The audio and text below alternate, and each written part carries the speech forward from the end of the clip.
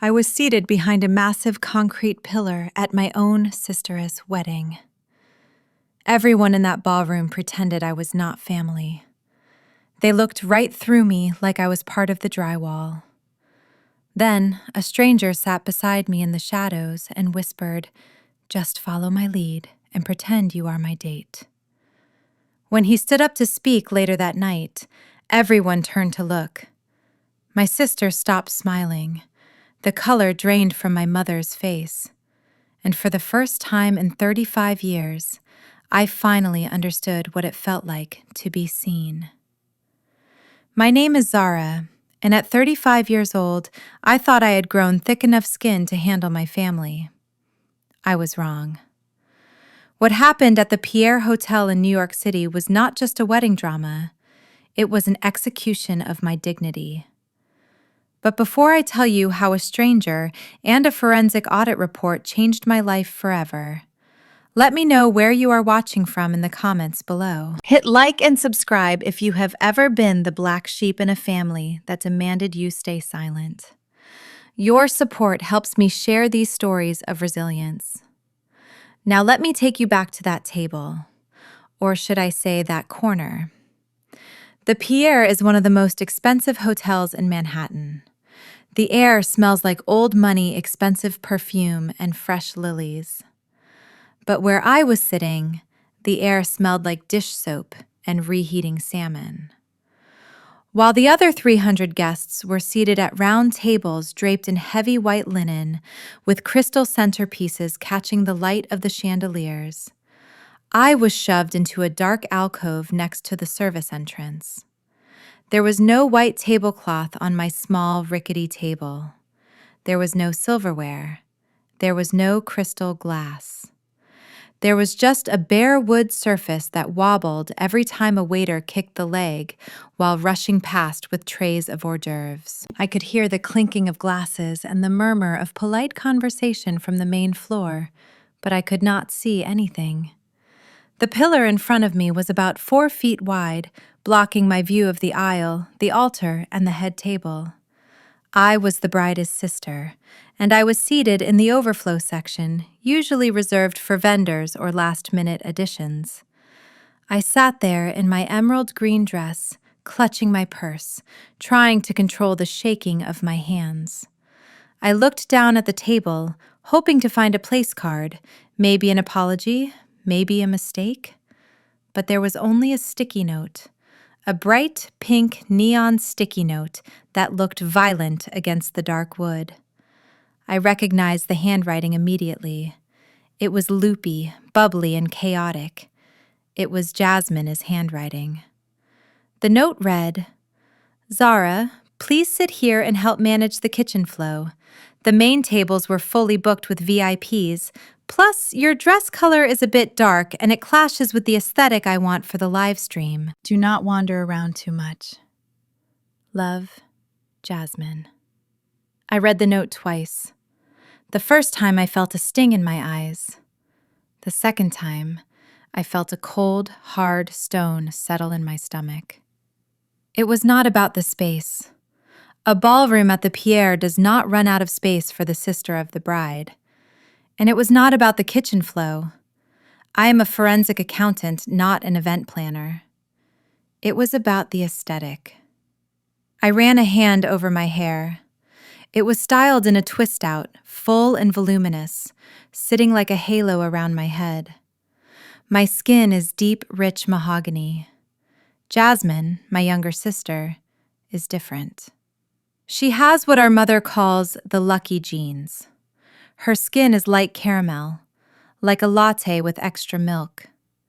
Her hair has always been chemically straightened since she was 5 years old, falling down her back in silken sheets. This sticky note was not just a seating arrangement. It was a reminder of my place in the hierarchy of the Washington family. Sit there in the shadows, the sounds of the string quartet drifting over from the invisible celebration. I felt myself being pulled back. The smell of the industrial dish soap from the kitchen suddenly smelled like the burning of hair grease and hot metal on a Sunday morning in our kitchen in Brooklyn. I was 10 years old, sitting on the floor between my mother's knees. My neck ached from how hard she was pulling.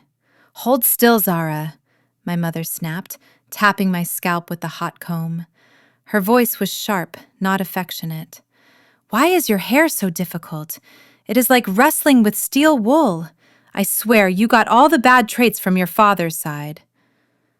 I bit my lip, trying not to cry as the heat radiated too close to my ear. I looked across the living room. Jasmine, who was only 5, was sitting on the velvet sofa.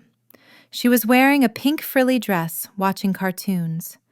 Her hair was already done, smooth and shiny, with a perfect white bow perched on top.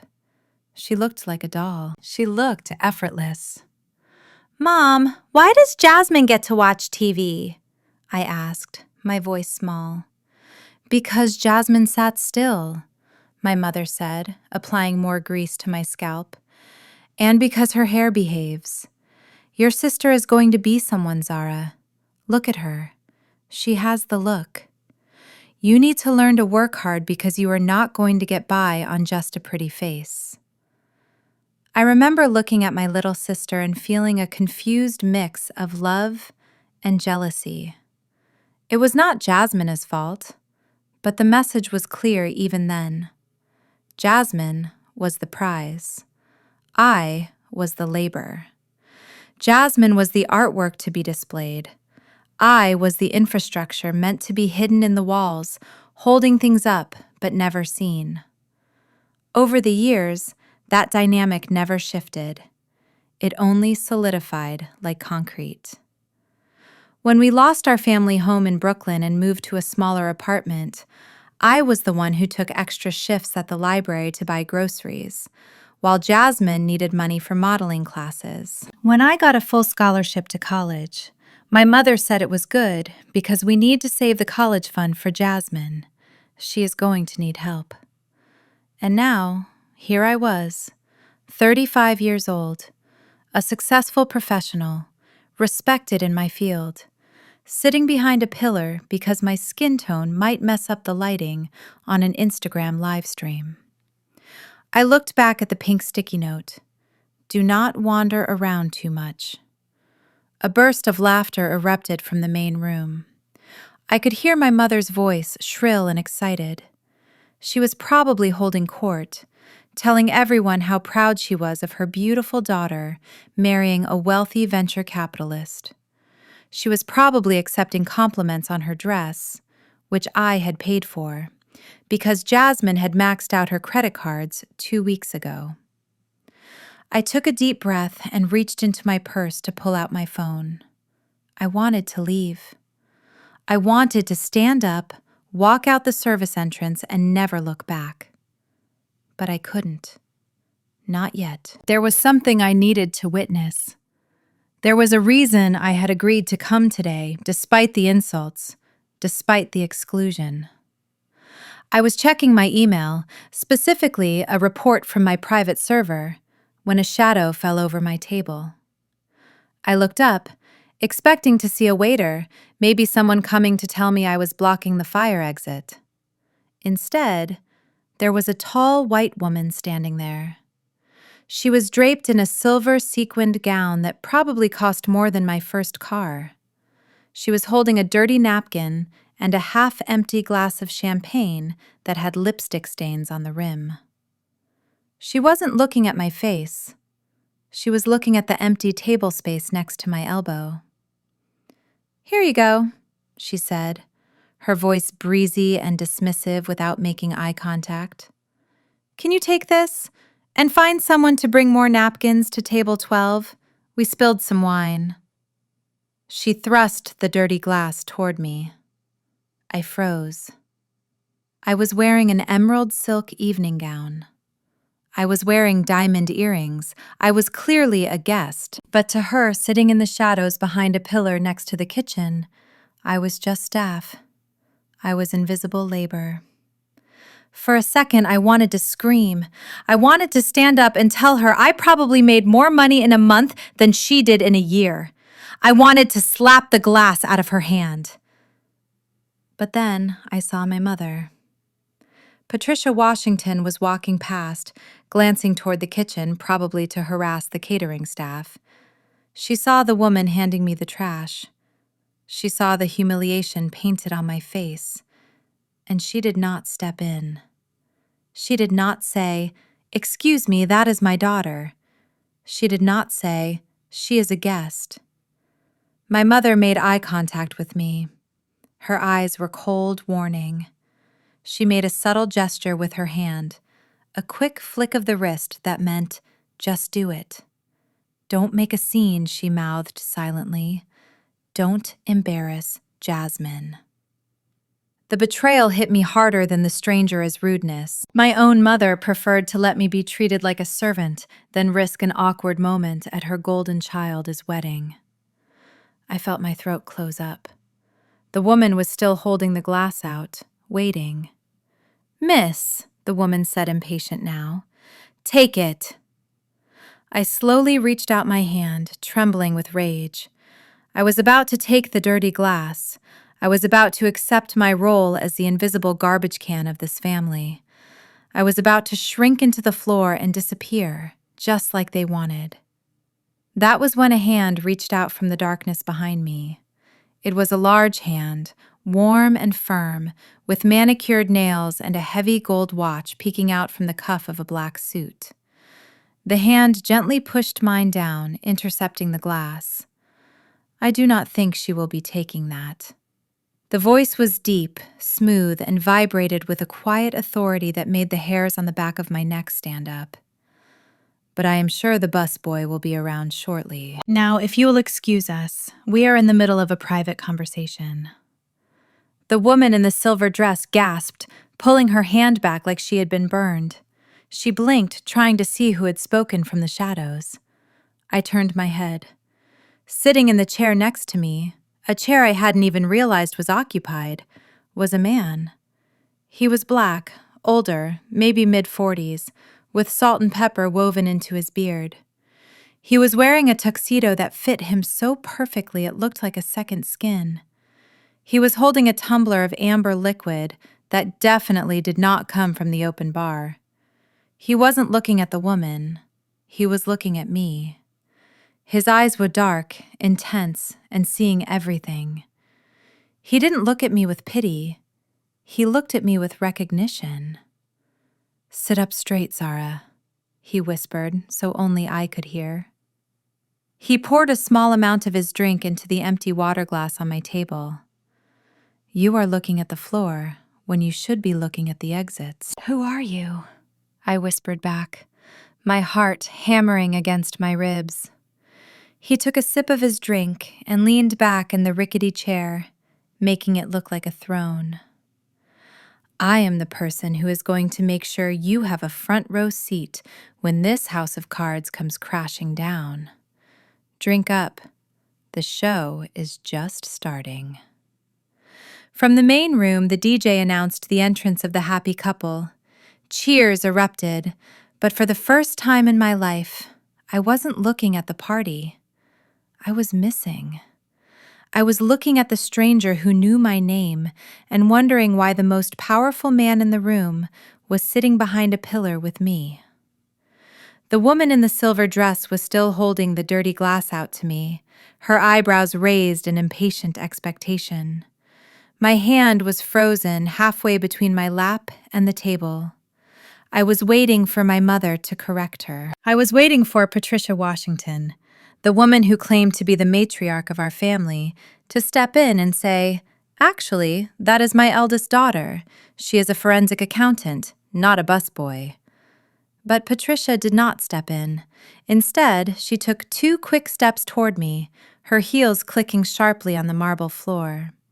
She leaned in close, invading my personal space with the scent of heavy gardenia perfume that she wore like armor. Her eyes were hard, devoid of any warmth or recognition of the humiliation unfolding right in front of her. "Just take it, Zara," she hissed, her voice low and venomous, barely audible over the string quartet playing softly in the distance. "Do not make a scene. Today is the most important day of your sister's life. Do not be the black sheep that brings a dark cloud over her sunshine. Just take the glass and make yourself useful for once." The words hit me like physical blows. Black sheep, dark cloud. These were not new insults. I had heard variations of them my entire life, usually whispered in kitchens or shouted behind closed doors. But hearing them here, in the middle of a ballroom at the Pierre, while a stranger treated me like help, broke something inside me. I looked at my mother. I really looked at her. She was wearing a champagne-colored gown that was too tight around the waist, trying desperately to cling to a youth that had long since faded. Around her neck hung 3 strands of pearls that shimmered under the chandelier light. To the rest of the room, to the wealthy guests and the groom's family, those pearls signaled status. They signaled old money and refined taste. But I knew better. I knew they were high-end replicas she had bought from a contact in Chinatown 3 years ago because she had spent the mortgage money on a cruise. I knew the clasp was gold-plated, not solid gold. I knew that beneath the veneer of sophistication, Patricia Washington was a fraud held together by hairspray and denial. And she was looking at me with pure disdain because I was the only one who saw the cracks. I was the mirror she hated looking into. I swallowed the lump of rage forming in my throat. I wanted to flip the table. I wanted to scream that I had paid for the deposit on this ballroom. I wanted to tell the woman in the silver dress to clean up her own mess. But I didn't. Decades of conditioning are hard to break in a single second. The instinct to protect the family image, to shield us from the judgment of outsiders, was woven into my DNA. I slowly reached out and took the dirty glass from the woman. "Thank you," the woman said, already turning away, dismissing me as if I had ceased to exist the moment I served my purpose. I held the glass, feeling the cold condensation seep into my palm. My mother let out a breath she had been holding, her shoulders relaxing. She didn't say thank you. She didn't apologize. She simply adjusted her fake pearls, pasted a wide, beaming smile onto her face, and turned back to the crowd. "Oh, Mrs. Vanderwall," she called out, her voice suddenly dripping with honey and charm as she waved at a guest across the room. "You simply must try the crab cakes. They are divine." I watched her walk away, sashaying into the crowd, blending perfectly into the world of illusion she loved so much. I was left alone in the shadows, holding another person's trash. I set the glass down on a passing waiter's tray. He looked at me with confusion, seeing my emerald gown and diamond earrings, trying to reconcile my appearance with my location next to the service entrance. I didn't explain. I couldn't. I turned around and retreated back to my seat behind the concrete pillar, my sanctuary, my prison. I sat down heavily, the wooden chair creaking beneath me. The noise of the party seemed to swell, a wall of laughter and clinking crystal that I was explicitly excluded from. I pulled my phone out again, my thumb hovering over the Uber app. I could just leave. I could walk out the side door, catch a ride back to my apartment in Brooklyn, order takeout, and forget this entire circus. Why was I staying? Was it hope? Was it masochism? I stared at the back of the pillar, tracing the rough texture of the paint with my eyes. I stayed because leaving would mean they won. Leaving would prove my mother right, that I didn't belong, that I couldn't hack it in their world. I stayed because some small, broken part of me was still waiting for someone to notice I was missing. That was when the light shifted. A shadow fell across my tiny table, longer and broader than the waiters who usually rushed past. I didn't look up immediately. assuming it was another guest looking for the restroom or a staff member coming to tell me I was sitting in a fire lane. Is this seat taken? The voice was deep, resonant, and calm. It didn't have the frantic, high-pitched energy of the wedding guests. It sounded grounded. I looked up. Standing there was a man who looked like he had just walked out of a magazine spread, but not the flashy kind Jasmine read. He was tall, well over 6 feet, with broad shoulders that filled out a black suit cut so precisely it had to be bespoke. He wasn't wearing a tuxedo like the groomsmen.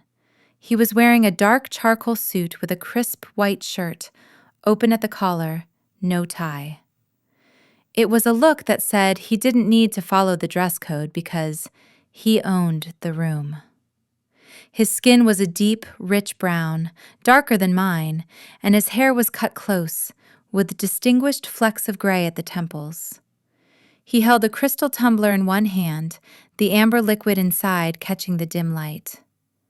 I looked around, thinking he must be talking to someone behind me, but there was no one else in the alcove, just me and the service door. I don't think you want to sit here, I managed to say, my voice sounding raspy. This is the overflow section. The view is concrete. He didn't laugh. He didn't sneer. He just looked at the empty, rickety chair next to me, then back at the pillar blocking the view of the stage. Looks like the best seat in the house to me, he said. Quiet, private, and far away from the speeches. Without waiting for my permission, he pulled out the chair. He moved with a deliberate grace, sitting down and stretching out his long legs. He seemed completely unbothered by the fact that he was sitting in the dark, next to the kitchen, with the bride's outcast sister. I stared at him, bewildered. Who are you? I wanted to ask. Why aren't you at the VIP tables? He placed his glass on the wobbly table, his heavy gold watch clinking softly against the wood. Then, he reached into the inside pocket of his suit jacket. I tensed, instinctively tracking the movement, my training as an auditor making me hyper-aware of hidden objects. He pulled out a silver flask. It was sleek, unbranded, and looked heavy. He unscrewed the cap, the smell of expensive, smoky whiskey drifting through the air, masking the scent of the dish soap from the kitchen. He looked at the empty water glass sitting on my table, the only glassware I had been given. Without a word, he poured a generous amount of whiskey into my glass. Then he poured a little more into his own tumbler. He slid the glass toward me across the rough wood. "Drink up," he said, his eyes meeting mine. They were dark, intelligent, and held a flicker of something that looked dangerously like understanding. "You look like you need it more than I do. And trust me, you are going to want a stiff drink for what comes next." I took the glass. My hand was steady now, grounded by the unexpected presence of the man sitting next to me in the dark. I took a sip. The whiskey was smooth, smoky, and tasted like peat and old wood.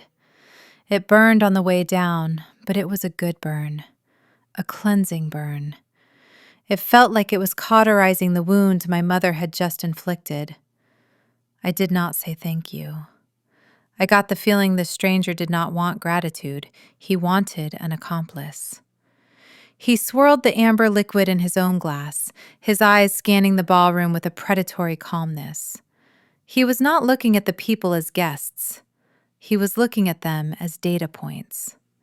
He watched the way the waiters moved, the way the light hit the jewelry on the women's necks, the way the groom's father was sweating despite the air conditioning. "You have been sitting back here for 20 minutes, he said, his voice low, barely rising above the hum of the room. "You have been watching everything. Tell me, what do you see?" I lowered my glass, looking at him. His question was not idle small talk. It felt like a test. "I see a wedding," I said carefully. "I see my sister getting what she always wanted." He shook his head slightly, a small, dismissive motion. "Look deeper. You are not just a sister. I saw how you looked at that woman's dress before she handed you her trash. You evaluated the fabric. I saw how you looked at your mother's pearls. You know things. So tell me, how much do you think this little performance is costing?" I turned my eyes back to the room. The habit kicked in instantly. It was a reflex I had honed over 10 years of forensic accounting, digging through ledgers and finding the lies hidden in the numbers. I didn't see a party. I saw a spreadsheet. I took a breath, letting the whiskey loosen the knot in my chest.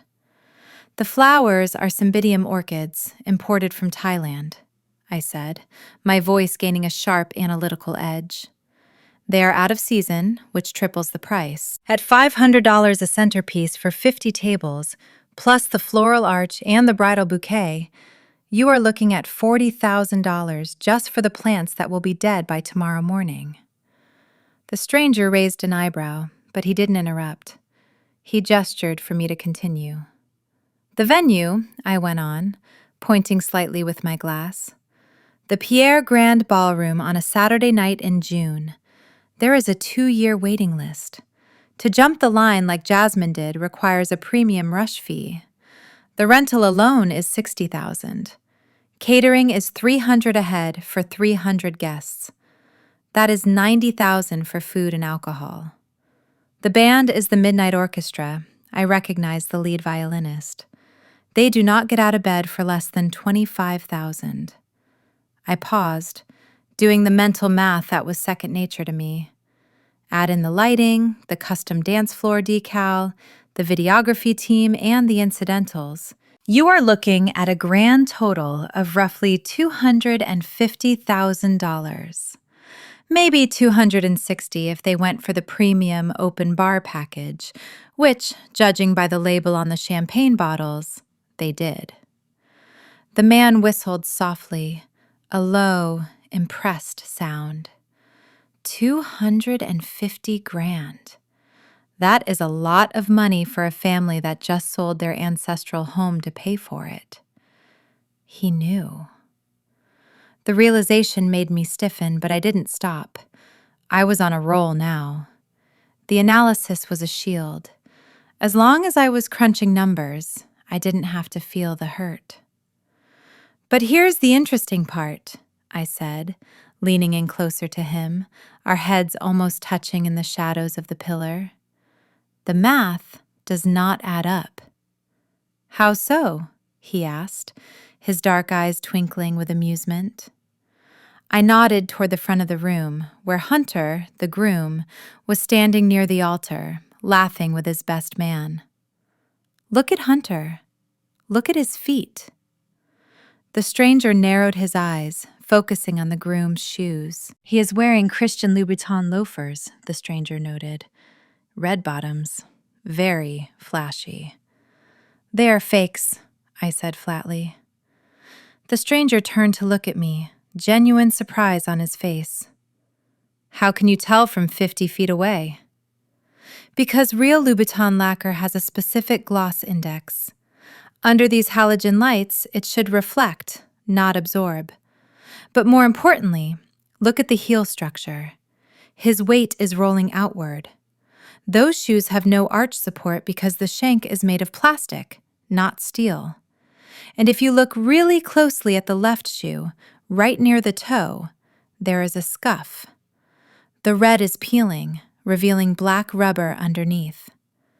Authentic red bottoms reveal leather when they scuff." I took another sip of whiskey, the warmth spreading through my limbs. "He is wearing a $5,000 tuxedo, but he is walking in $100 knockoffs. That tells me he cares about the image of wealth, but he lacks the liquidity to support it. A man who spends $250,000 on a wedding does not skimp on his shoes unless he is maxed out."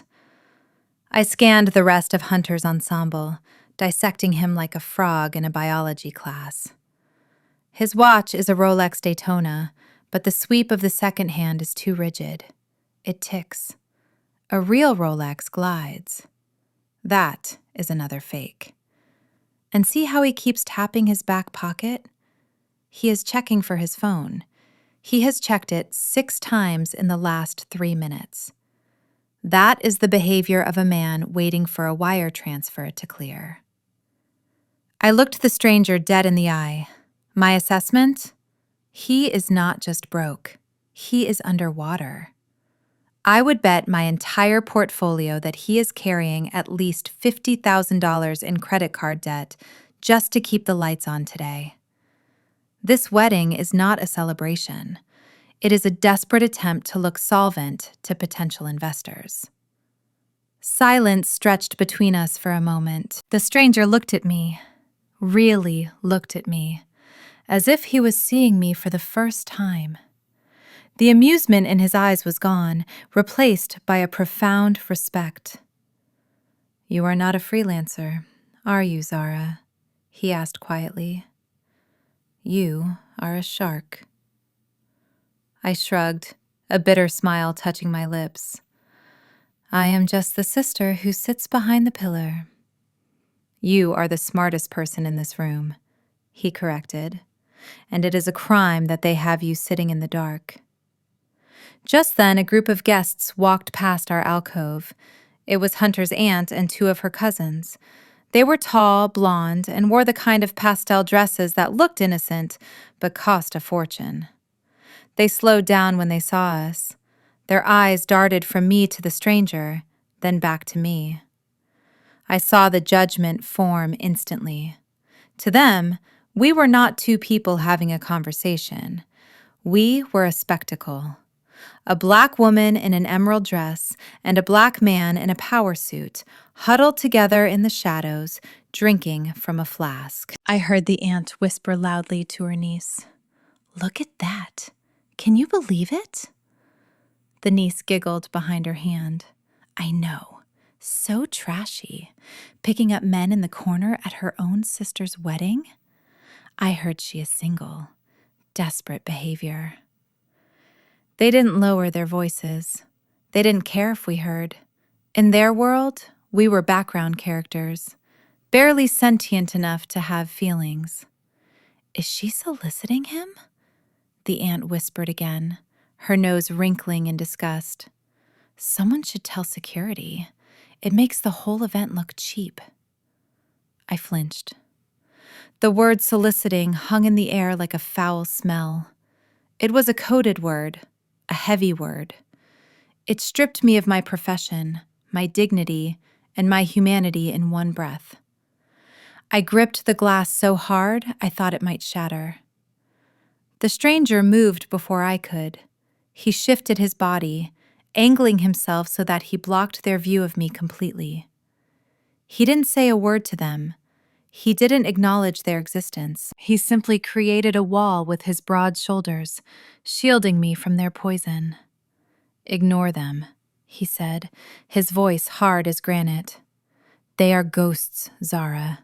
They are walking dead people. They just do not know it yet. Their opinion of you is irrelevant because by the time the sun rises tomorrow, they will be too busy calling their lawyers to worry about who you were talking to." He poured a little more whiskey into my glass, a silent offering of solidarity. "Why are you being so nice to me?" I asked, my voice trembling slightly. "You do not even know me." "I know enough," he said. "I know what it is like to be the smartest person in the room and be treated like the help. I know what it is like to build a kingdom and have people question if you stole the bricks." He looked at his watch, the heavy gold one that I knew without asking was real. It was a Patek Philippe, worth more than Hunter's entire fake life. He capped his flask and slipped it back into his pocket. The MC's voice boomed over the speakers, overly enthusiastic and dripping with synthetic joy. "Ladies and gentlemen, please take your seats. The moment we have all been waiting for is about to begin. Please turn your attention to the main stage for the speeches from the happy couple. The lights in the ballroom dimmed, casting long, dramatic shadows across the floor. The spotlight swung wildly, searching for the bride and groom. The energy in the room shifted from cocktail chatter to performative attention.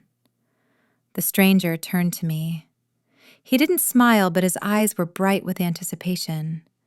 He looked like a general watching his troops move into position.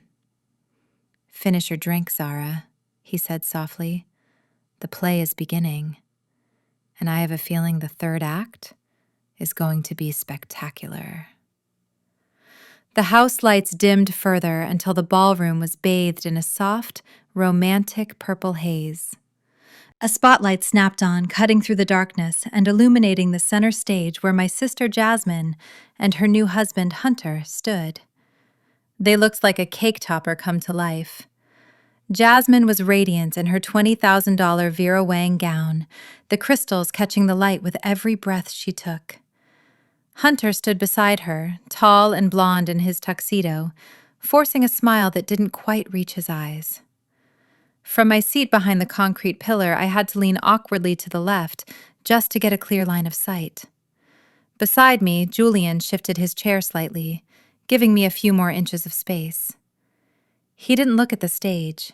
He looked at me watch them. Hunter took the microphone first.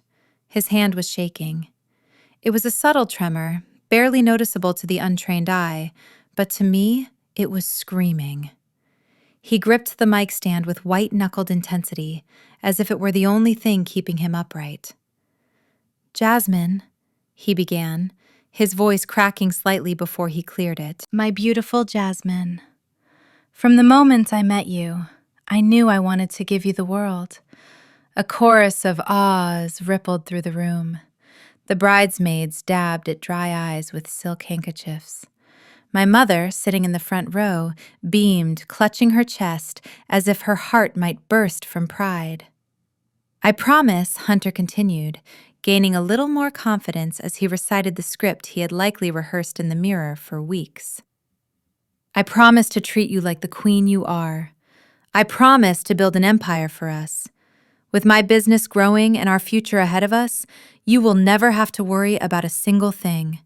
You will have the finest clothes, the biggest houses, and a life of absolute luxury." I took a sip of whiskey, letting the burn settle in my stomach. The irony was so thick I could taste it. Hunter wasn't looking at Jasmine when he promised her an empire. His eyes were darting around the room, scanning the back exits.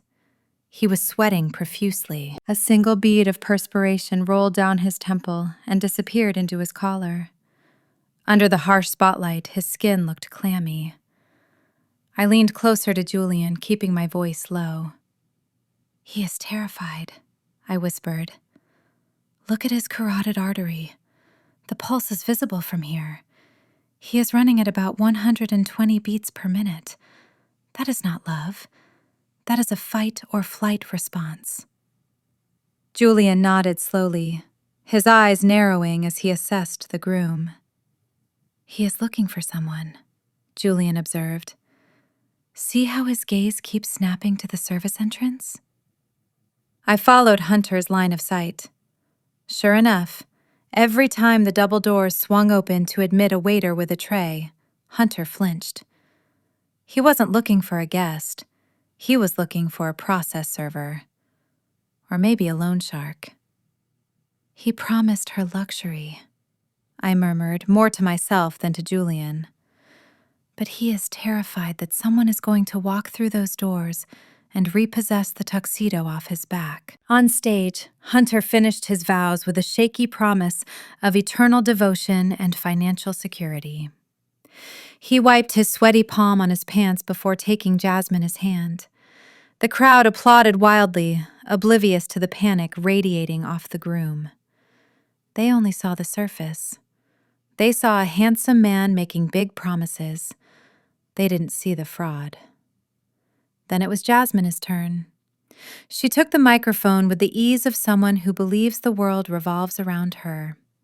She didn't shake. She didn't sweat. She basked in the spotlight, turning slightly so her best angle faced the videographer. "Oh, Hunter," she gushed, her voice breathless and practiced. "I am so lucky. We are so lucky." She paused for dramatic effect, looking out over the crowd. "I want to thank everyone for being here to celebrate our love," she said. "I want to thank my amazing parents, Patricia and Robert. Mom, thank you for teaching me that I deserve nothing but the best. Thank you for always believing in my dreams and for sacrificing so much to give us this beautiful night." My mother stood up, blowing kisses to the stage. The spotlight swung to her for a moment and she preened, soaking up the attention. "I want to thank my bridesmaids," Jasmine continued, gesturing to the row of women in pink. "My ride or die girls, you have been my rock through all the planning. I do not know what I would have done without you." She went on listing people. She thanked her spin instructor. She thanked her hairstylist. She thanked the wedding planner.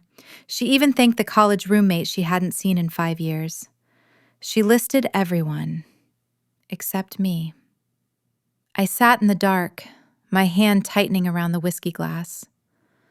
I wasn't surprised, but it still stung. It was a specific kind of erasure that only families can inflict.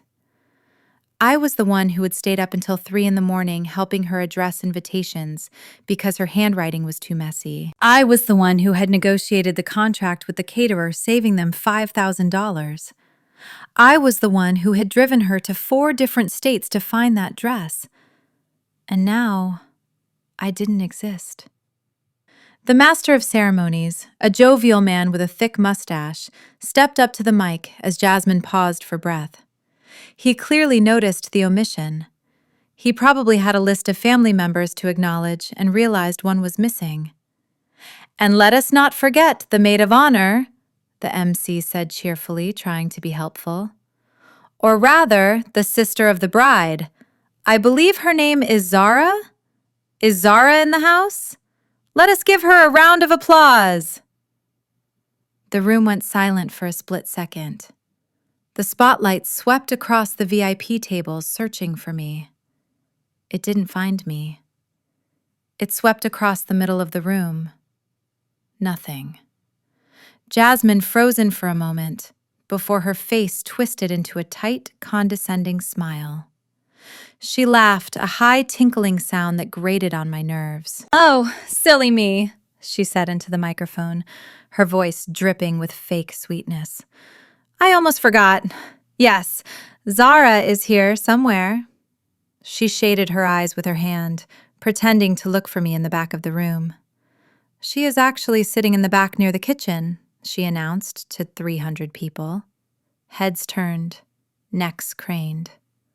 The spotlight finally found me, sitting behind the concrete pillar next to the service door. I felt the heat of the light hit my face, exposing me in my exile. "You know how Zara is," Jasmine continued, holding the room captive. "She is not really a party person. She prefers to be in the background." She giggled again, looking directly at me across the room.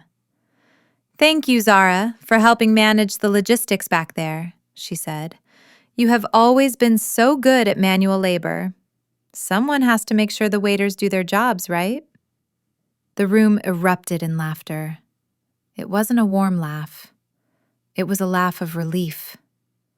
The guests laughed because Jasmine had given them permission to treat me as less than.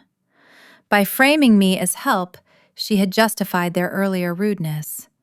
She had confirmed that I belonged near the kitchen, not at the head table. My mother was laughing the hardest. She clapped her hands, nodding to the woman next to her as if to say, "Yes, that is Zara. Always the worker, never the queen." The humiliation washed over me like ice water. Manual labor. That was how she saw my career. That was how she saw my life. I was a forensic accountant who brought down corrupt CEOs, but to my sister, I was just a glorified janitor. I felt my face burning. Every instinct in my body screamed at me to run, to stand up, throw the glass against the wall, and storm out. But I couldn't move. I was frozen by the sheer weight of their mockery.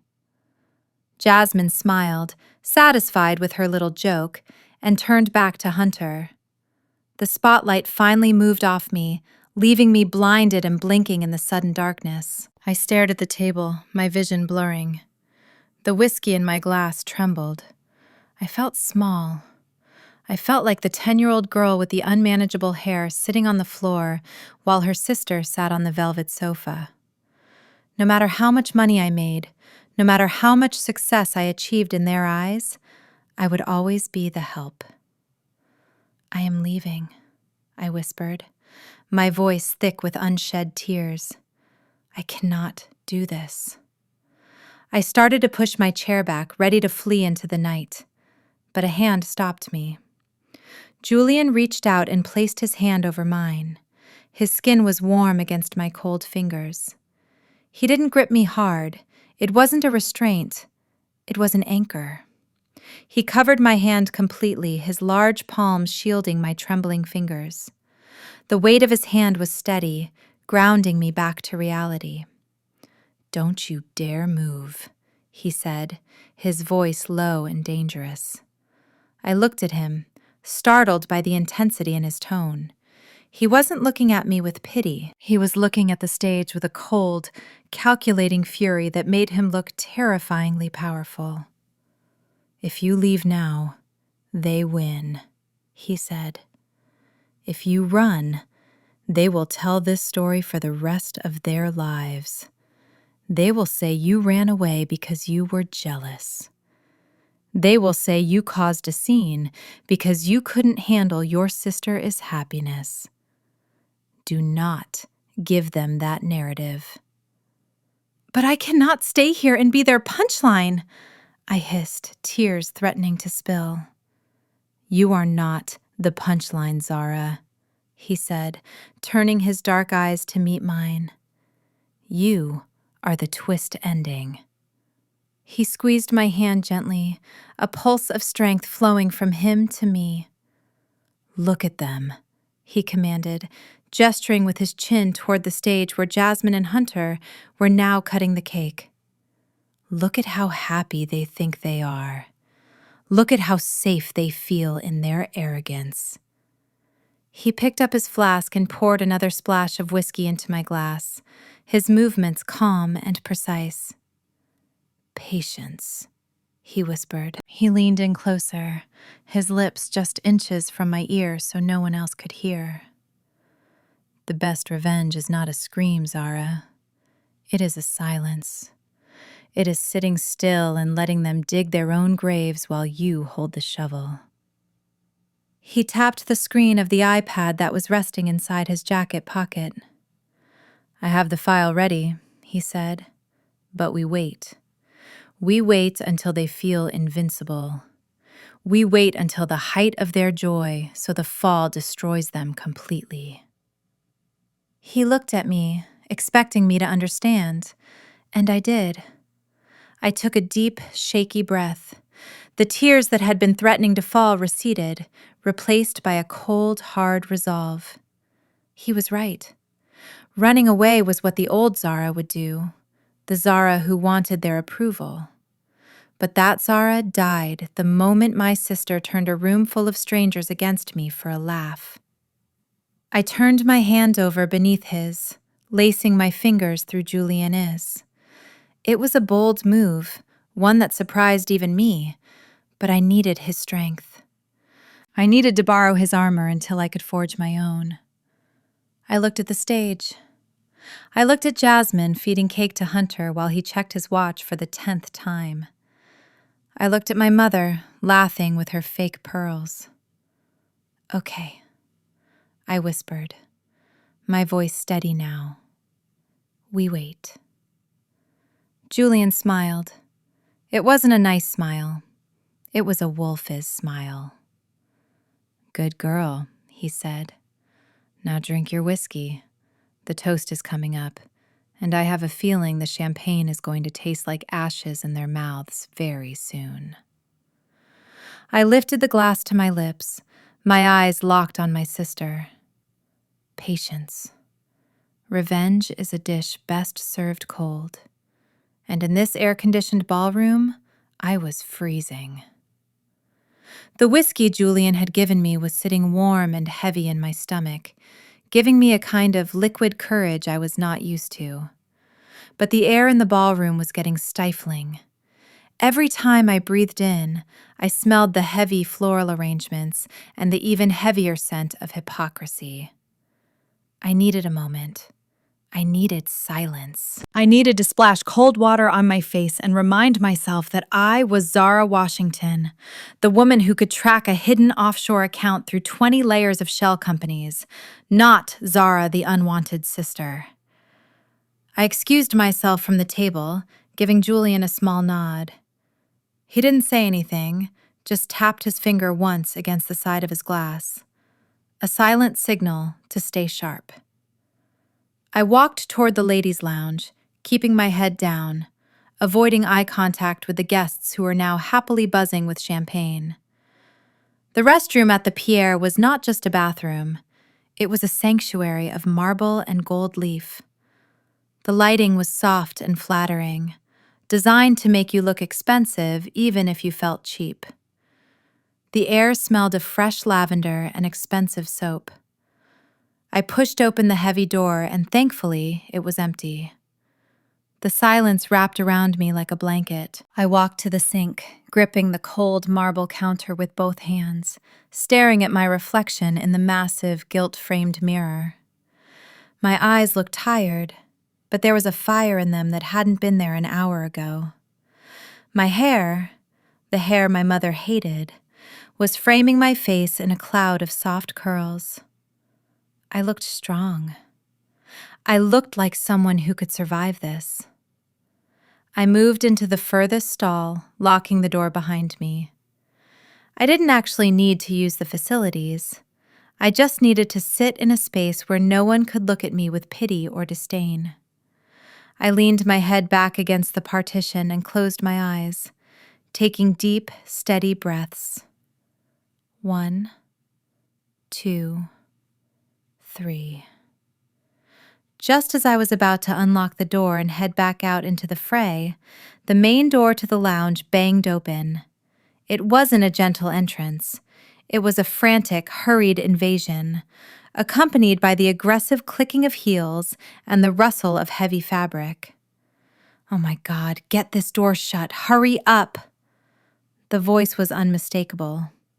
It was Jasmine. But the sweetness she had used on stage, the breathy adoration she had projected toward Hunter, was completely gone. In its place was the shrill, demanding tone I had grown up with. The tone that meant she wanted something, and she wanted it now.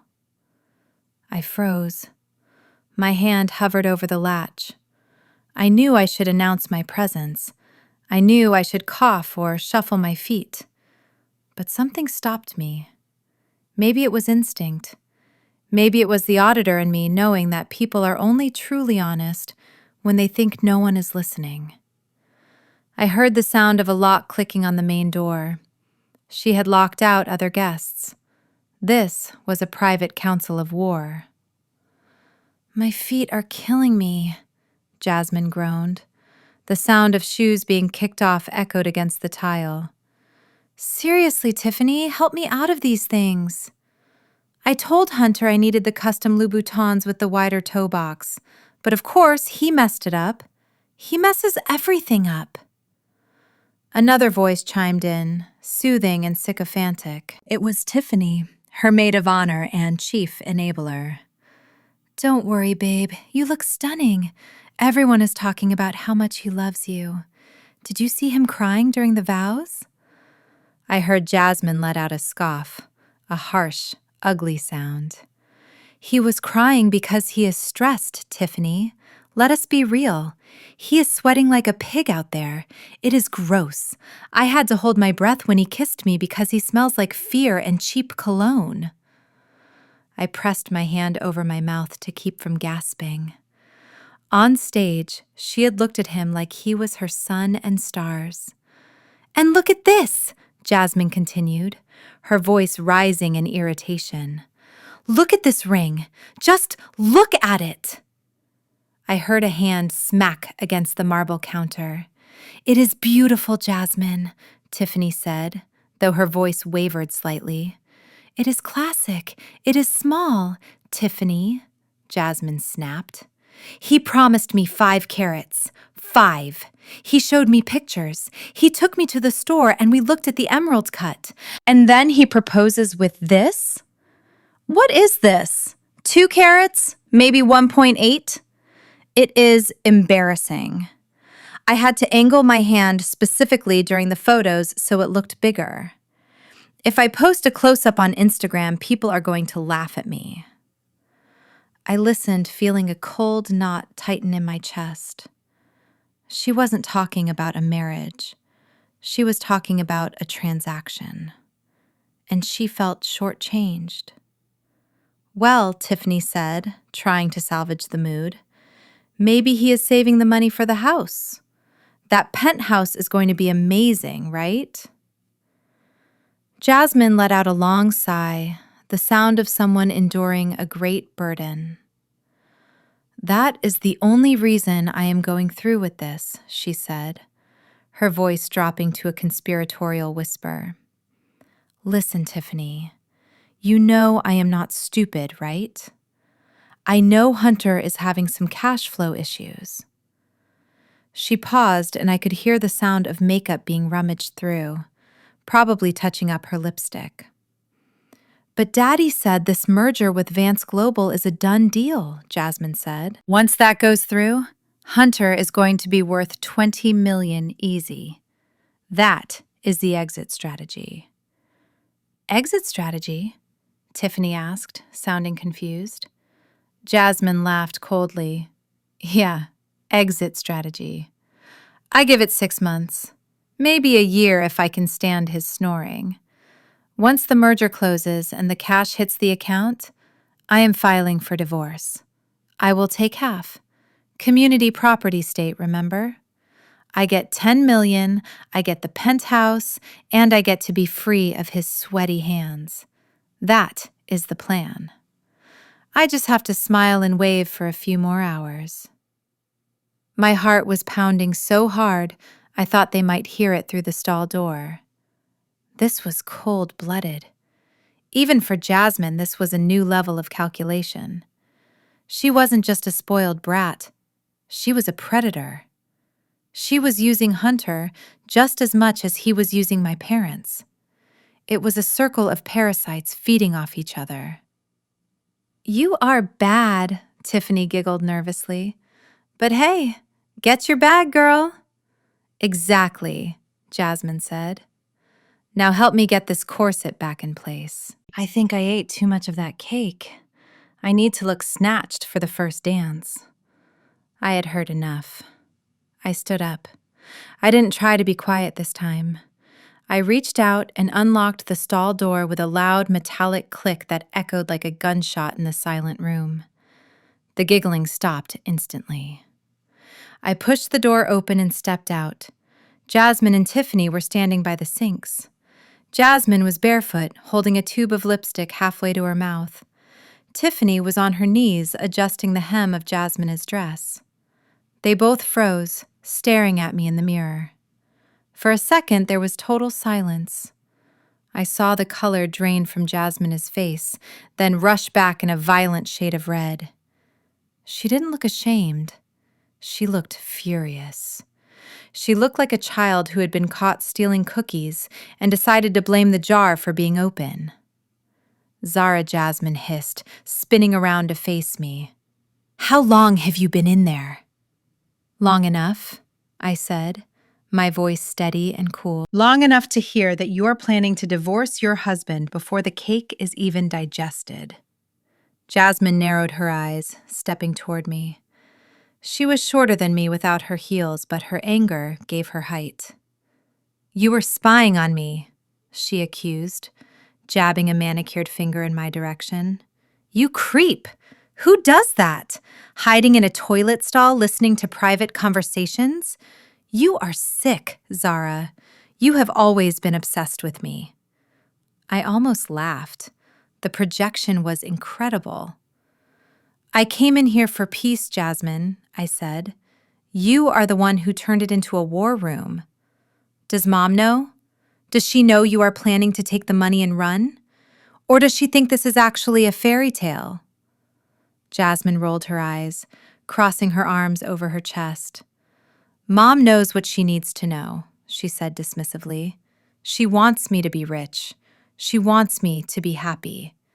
How I get there doesn't matter. Not that you would understand. She looked me up and down, her gaze raking over my emerald dress with disdain. Look at you, she sneered. 35 years old and hiding in a bathroom at your little sister-is wedding. It is pathetic, Zara. You are jealous. You are so jealous it is eating you alive. You cannot stand that I am the one getting the ring, the man, and the attention. You are mad because no one has ever wanted to marry you. Tiffany snickered from the corner, emboldened by Jasmine's attack. Jasmine smiled a cruel, twisted expression. You are going to die alone, Zara, she said, her voice dropping to a whisper meant to hurt. You are too dark, too difficult, and too old. Men like Hunter want trophies, not workhorses. So go ahead. Run and tell Mom what I said. She won't believe you. She never believes you. She will just say you are trying to ruin my big day because you are bitter. I stood there, letting her words wash over me. Years ago, they would have made me cry. They would have made me beg for her approval. But tonight, standing in that marble room with the knowledge of what was on Juliana's iPad, her words felt empty. They were the desperate lashes of a cornered animal. I took a step forward, invading her space for once. I looked her dead in the eye. You are right, Jasmine, I said quietly. I am not a trophy. I work for a living. And because I work for a living, I understand how money actually works. I tilted my head slightly, studying her confident, arrogant face. You are talking about taking half, I said. You are counting on community property laws. But here is a lesson from the real world, little sister. Marriage is a financial partnership. You share the assets, yes, but you also share the liabilities. Jasmine blinked, looking confused for a split second before masking it with a sneer. What are you talking about? She asked. I mean, I said, leaning in closer, that you better be very sure Hunter has assets to split. Because if he is in debt, if he owes millions to investors and creditors, when you divorce him, you don't get a check. You get a bill. You get half the debt, Jasmine. That is how the law works. Her mouth opened slightly, but no words came out. The doubt flickered behind her eyes, the first crack in her armor. You are lying, she stammered. He is rich. The merger, I interrupted, soft but lethal, is the only thing keeping him out of jail. And you better pray it goes through, because right now, that ring on your finger, the one you are complaining is too small, it is practically the only solvent asset he has. Jasmine stared at me. The fear was there now, real and raw, but her pride was stronger. She couldn't let me win. She couldn't let the black sheep be the one to tell her the truth. Shut up! She screamed, her voice cracking. Just shut up! You are lying! You just want to scare me! She grabbed the closest thing to her, which was a crystal tumbler of water sitting on the vanity intended for rinsing. Before I could react, she threw the contents at me. The cold water hit my chest, soaking the silk of my emerald bodice instantly. It shocked me, the temperature. making me gasp. Water dripped down my front, staining the expensive fabric dark. "There!" Jasmine shrieked, panting heavily. "Now you look like a mess. Now you look like exactly what you are. Get out! Get out of my wedding!" Tiffany rushed forward, grabbing Jasmine's arm. "Come on, Jazz, calm down. She is crazy. Let us just go. We have to do the first dance." Jasmine glared at me one last time, her chest heaving. "Don't you dare come back to the main table," she hissed. "Stay in the back where you belong. Or better yet, go home. No one will miss you." She spun around, grabbing her shoes and stomping out of the restroom, barefoot, leaving wet footprints on the marble floor. Tiffany scurried after her, casting one last terrified look at me. The heavy door swung shut, and silence returned to the room. I stood there, water dripping from my dress onto the floor. I looked in the mirror. My dress was ruined. My hair was damp near the edges. But I smiled. It wasn't a nice smile. It was the smile Julian had worn. The smile of the wolf. She thought she had won. She thought she had humiliated me. But she hadn't listened. I had warned her. I had given her the only piece of honest financial advice she would ever receive. "She is banking on half the assets," I whispered to my reflection, wiping a drop of water from my chin. I reached into my purse and pulled out a tissue, dabbing at the stain. It wouldn't come out, but it didn't matter. I wasn't going to hide. "I am going to make sure she gets exactly what she deserves," I said aloud. "She wants half? I will make sure she gets half of the ruin." I threw the tissue into the trash can. I smoothed my hair. I squared my shoulders. I walked back toward the door not as a victim, but as a witness for the prosecution. The first dance was about to start, and thanks to Jasmine, I now knew exactly where to aim the final blow. The bathroom door clicked shut behind me, sealing away the memory of Jasmine's screeching voice and the water dripping down my dress. I walked back toward the ballroom, the sound of my own heels echoing on the plush carpet. I felt cold, not just from the wet silk clinging to my skin, but from a deep, bone-chilling realization that my sister was not merely a brat, but a parasite. She was planning to divest Hunter of assets he did not even possess. It was a collision of two trains, both carrying dynamite, and my parents were standing on the tracks, waving flags. I slipped back into the darkened alcove behind the concrete pillar. Julian was still there, sitting exactly where I had left him. He looked like a statue carved from obsidian, calm and immovable amidst the chaos of the party. He didn't ask what happened. He simply pushed the glass of whiskey toward me, his eyes taking in the dark water stain on my bodice with a knowing look. "Drink," he said softly. "You look like you have seen a ghost." "I have seen the future," I replied, picking up the glass. "And it is ugly." Before I could explain, the lights in the ballroom dimmed once more. The music, which had been a lively jazz number, faded into silence. The master of ceremonies stepped back into the spotlight, his face flushed with excitement. "Ladies and gentlemen, if I could have your attention, please," the MC announced, his voice booming through the speakers. "We have a very special moment prepared. The parents of the bride, Patricia and Robert Washington, have a surprise gift for the happy couple." A hush fell over the room. The spotlight swung away from the stage and landed on the double doors at the far end of the room. My parents stood there, framed by the light, like actors in a melodrama. Jasmine's eyes were glued to the velvet box, her earlier anxiety about the small ring replaced by naked greed. Hunter looked curious but wary, calculating the potential value of whatever was inside.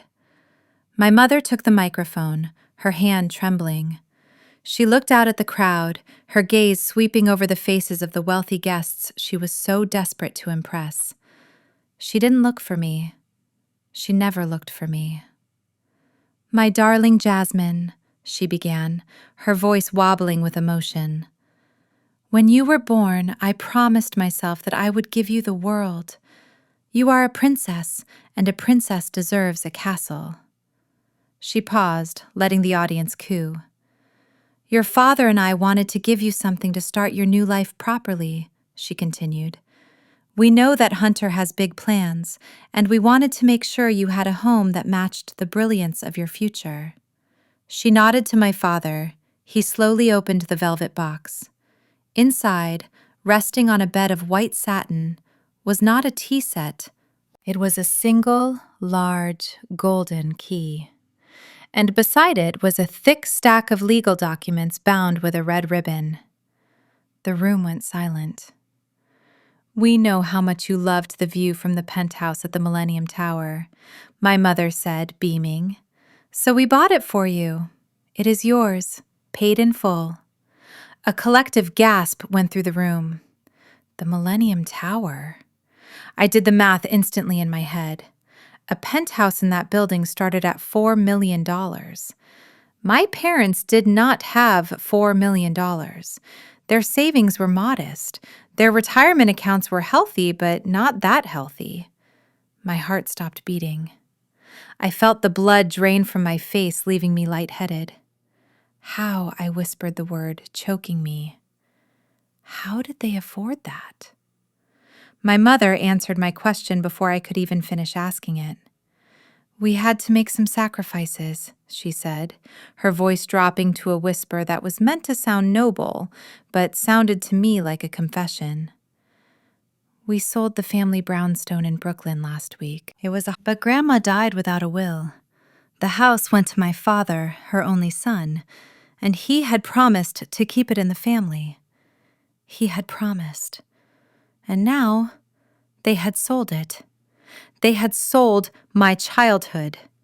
They had sold the only physical evidence that I had ever been loved. And they had done it to buy a glass box in Manhattan for a daughter who despised them." I felt a scream building in my chest, a primal roar of grief and betrayal. They didn't tell me. They knew I would have bought it. I had the money. I would have paid double whatever market price they got just to save it. But they didn't ask. They didn't want me to have it. They wanted to liquidate my legacy to fund Jasmine is fantasy. "Oh, Mommy, Daddy!" Jasmine shrieked, throwing her arms around them. She didn't care about the brownstone. She hated that house. She called it musty and old. She wanted marble and steel. I watched through a blur of tears as Hunter stepped forward. I watched Hunter's lips form the words. I read them as clearly as if he had shouted them. "It is a clean deed."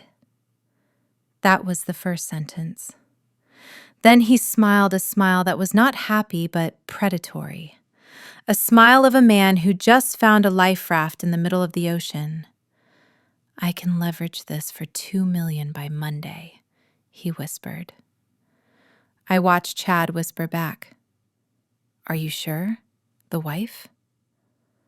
Hunter laughed, a short, sharp exhale. "She won't know," he mouthed. "I will take the loan against the equity. It covers the margin call and gives me 6 months of runway.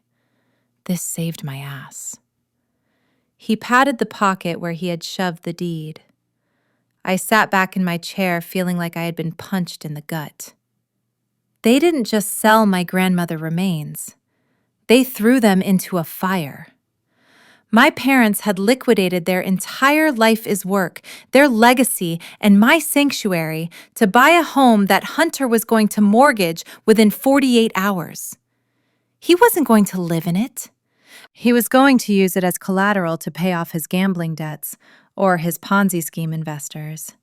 And when he defaulted, which he inevitably would, the bank would take the penthouse. My parents would be homeless. Jasmine would be destitute. And the brownstone? My beautiful, historic brownstone with the window seat and the lavender sachets would be gone forever, turned into condos by some developer. The cruelty of it was breathtaking. I looked at my mother.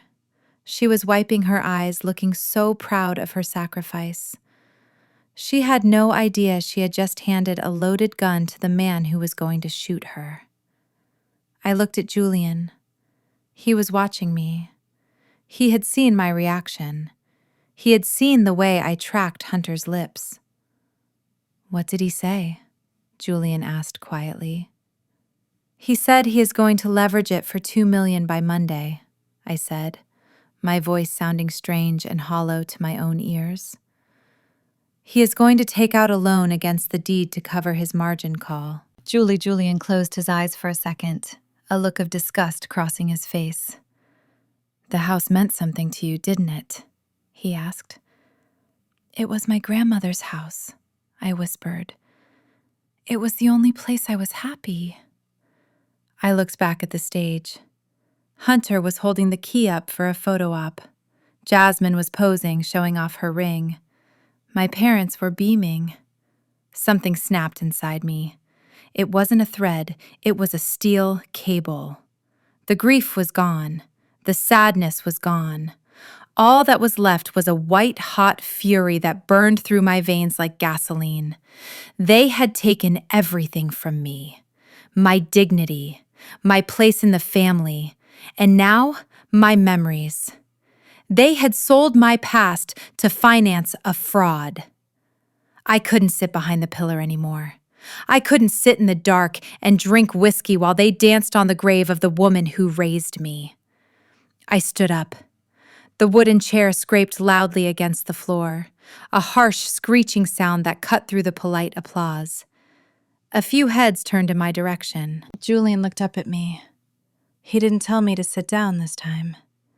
He didn't tell me to wait. He saw the look in my eyes. It was the look of a prosecutor who had just found the murder weapon. He stood up with me. He buttoned his jacket. He picked up the iPad from the table. "Are we doing this?" he asked. I looked at the stage where Hunter was tucking the deed into his jacket pocket like it was a winning lottery ticket. "I am going to burn it all down," I said. And for the first time in my life, I wasn't afraid of the fire. I was the match. I was standing up, ready to unleash a scream that had been building in my chest for 20 years. My mouth was open, my breath coming in short, sharp gasps. I was going to shout about the brownstone. I was going to scream about the betrayal. I was going to tear the entire facade of this wedding down with my bare hands and the sheer force of my grief. But before the first sound could leave my throat, a hand clamped around my wrist. It was not a violent grip. It was precise. It was anchoring. It was the kind of touch that said, "Stop and think." "Sit down, Zara." Julian, his voice was low, but it cut through the red haze of my anger like a laser. He pulled me downward, not with force, but with a gravity that I could not resist. I collapsed back into the rickety wooden chair, my legs suddenly feeling like water. I turned on him, my eyes blazing. "Let go of me," I hissed. "Did you hear what they did? They sold my grandmother's house. They gave it to that con artist. I am not going to sit here and watch them destroy everything." "I know," Julian said calmly. He didn't look at the stage where Hunter was still clutching the deed to my childhood home like a trophy. He was looking at me. His expression was unreadable, utterly composed amidst my chaos.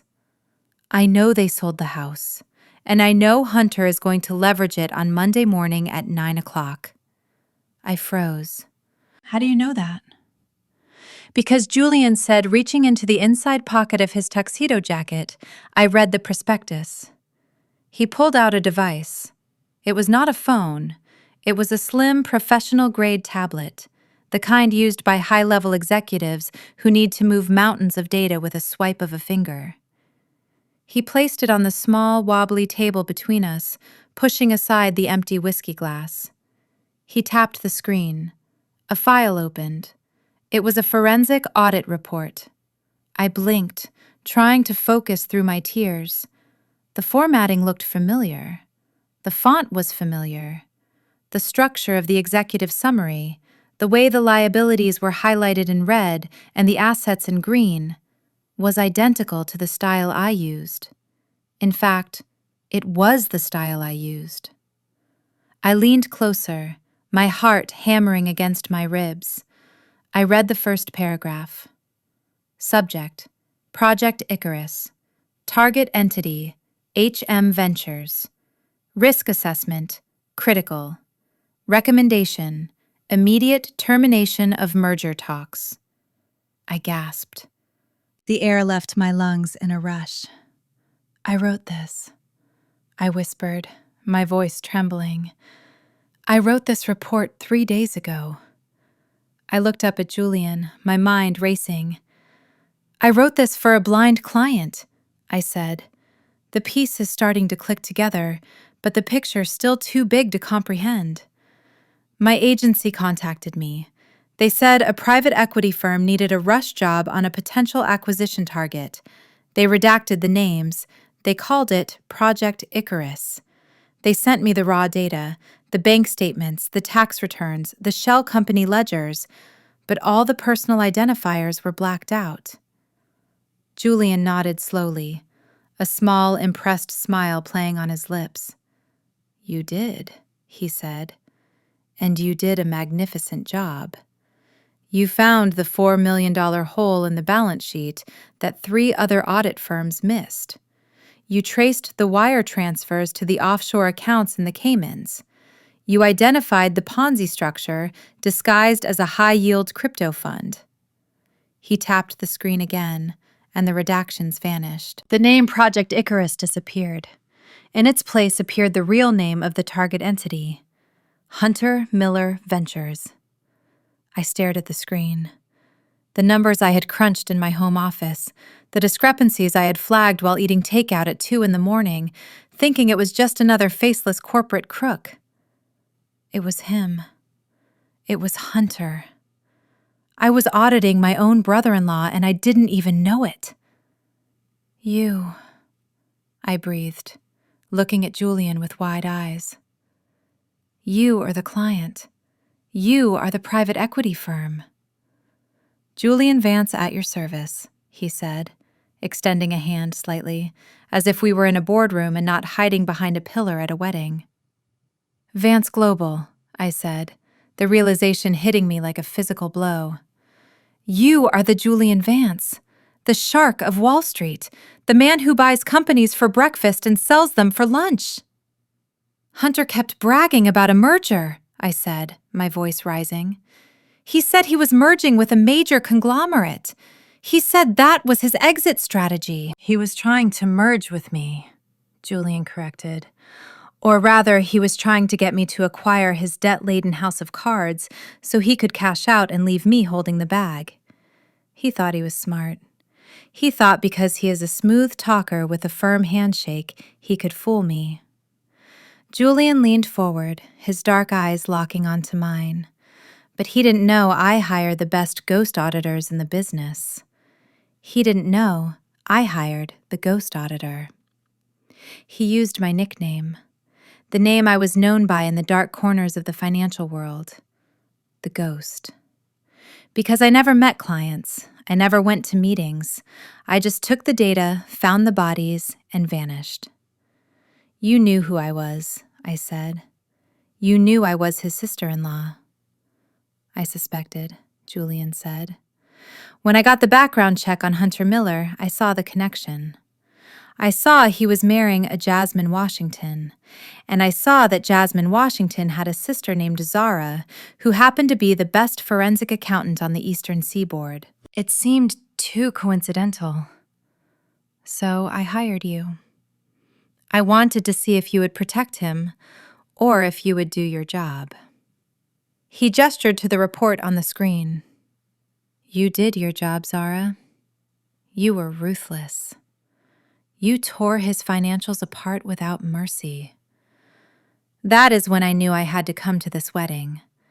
I had to meet the woman who could dismantle a con artist with a spreadsheet, but still gets put in the corner by her own mother. I felt a flush of shame mixed with the pride. He had seen my work. He respected my mind. But he had also seen me humiliated. So what now? I asked, looking at the tablet where the evidence of Hunter Is crimes glowed in high definition. Why are you showing me this now? Why didn't you just cancel the deal and walk away? Because canceling the deal is business, Julian said, his voice hardening. It saves my money, but it does not save your parents. He swiped to the next page of the report.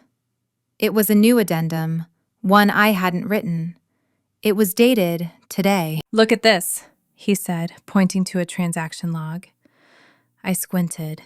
It was a pending wire transfer, a loan application. Hunter had already pre-approved a hard money loan using the deed to the penthouse as collateral. The application was time-stamped for Monday morning. The lender was a notorious loan shark disguised as a payday lender. Interest rate, 25%. He is not waiting, Julian explained. He set this up days ago. He knew your parents were going to give him the house. He groomed them for it. He convinced them to sell the brownstone, probably told them it was a smart investment. And the second he gets that deed recorded on Monday morning, he is pulling out $2 million in cash. And then? I asked, feeling sick. And then he disappears, Julian said flatly. He takes the cash. He leaves Jasmine with the debt. He leaves your parents homeless because they co-signed the guarantee. See, right there? He pointed to a signature line at the bottom of the digital document. Robert Washington, Patricia Washington. They signed it, I whispered. They thought they were signing property transfer papers, but they were signing a loan guarantee. They are not just victims, Zara Julian said. They are accomplices. Unwitting, maybe. Stupid, definitely. But they signed their lives away to buy a dream that does not exist. I looked up from the screen. Across the room, my parents were hugging Hunter. My father was patting him on the back, looking so relieved, so happy to have a wealthy son-in-law who would take care of everything. My mother was laughing, throwing her head back, completely unaware that she was standing on the edge of a cliff. They did this to themselves, I said, my voice cracking. They sold my grandmother's house. They treated me like trash. Why should I save them? I looked at Julian, waiting for him to tell me to be the bigger person, waiting for him to give me the moral high ground speech about family being family. But he didn't. You shouldn't save them, Julian said, cold as ice.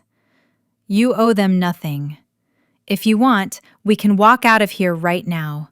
We can get in my car, go to dinner, and let Monday morning happen. Hunter will get the money, your parents will lose everything, Jasmine will be bankrupt, and you? You will be rich, because I am going to offer you a job that pays triple your current rate. He paused, watching me closely. You can walk away, Zara. You can let them burn. It would be justice. I looked at the stage. I looked at the velvet box that had held the key to my grandmother's house. I thought about the window seat. I thought about the lavender sachets. If I walk away, Hunter wins, I said slowly. He gets the 2 million. He gets to destroy my grandmother's legacy. Julian nodded. Exactly.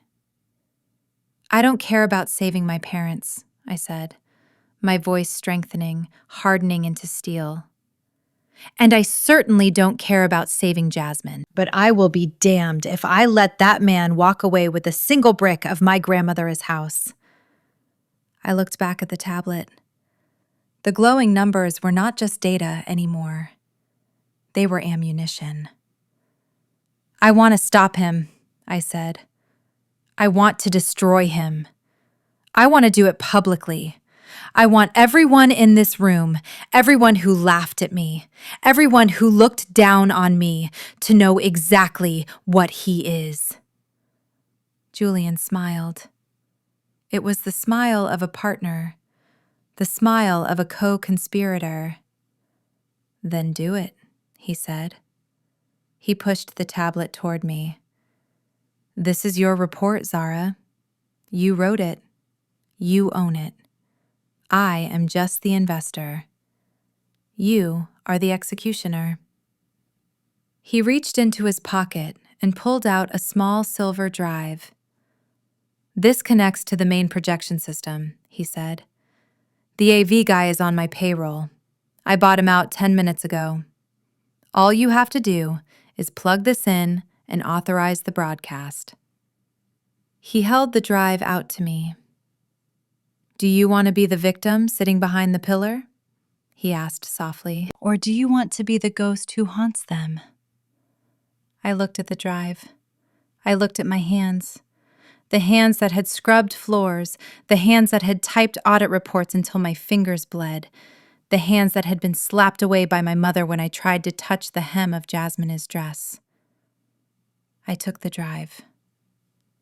I am not a ghost, I said, standing up and smoothing the wet silk of my ruined dress. I am the reckoning. Julian stood up with me. He buttoned his jacket, adjusting his cuffs. After you, he said, gesturing toward the stage. I stepped out from behind the pillar. I stepped out of the shadows. I walked into the light, not as the sister who was told to sit down, but as the auditor who was about to close the account. I stepped out from the shadow of the pillar, but before I could make it to the AV booth to plug in the drive, the obstacle came to me. Hunter was making his rounds. He was weaving through the tables with the loose, disjointed gait of a man who had consumed too much premium champagne on an empty stomach.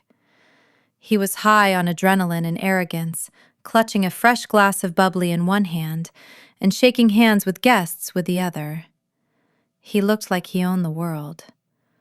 His face was flushed a deep, mottled red, and his tie was slightly crooked. He was laughing too loudly at jokes that were not funny, clapping men on the back with too much force.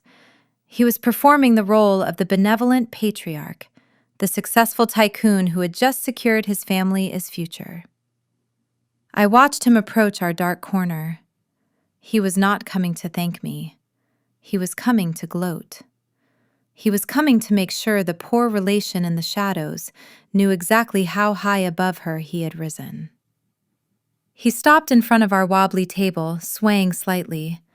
The smell of alcohol wafting off him was pungent, masking the expensive cologne he had bathed in. He looked down at me, his eyes glassy and unfocused before they sharpened with a cruel amusement. Well, well, well, Hunter slurred, a smirk plastering itself onto his sweaty face. If it isn't the ghost of the party. Still sitting in the dark, Zara?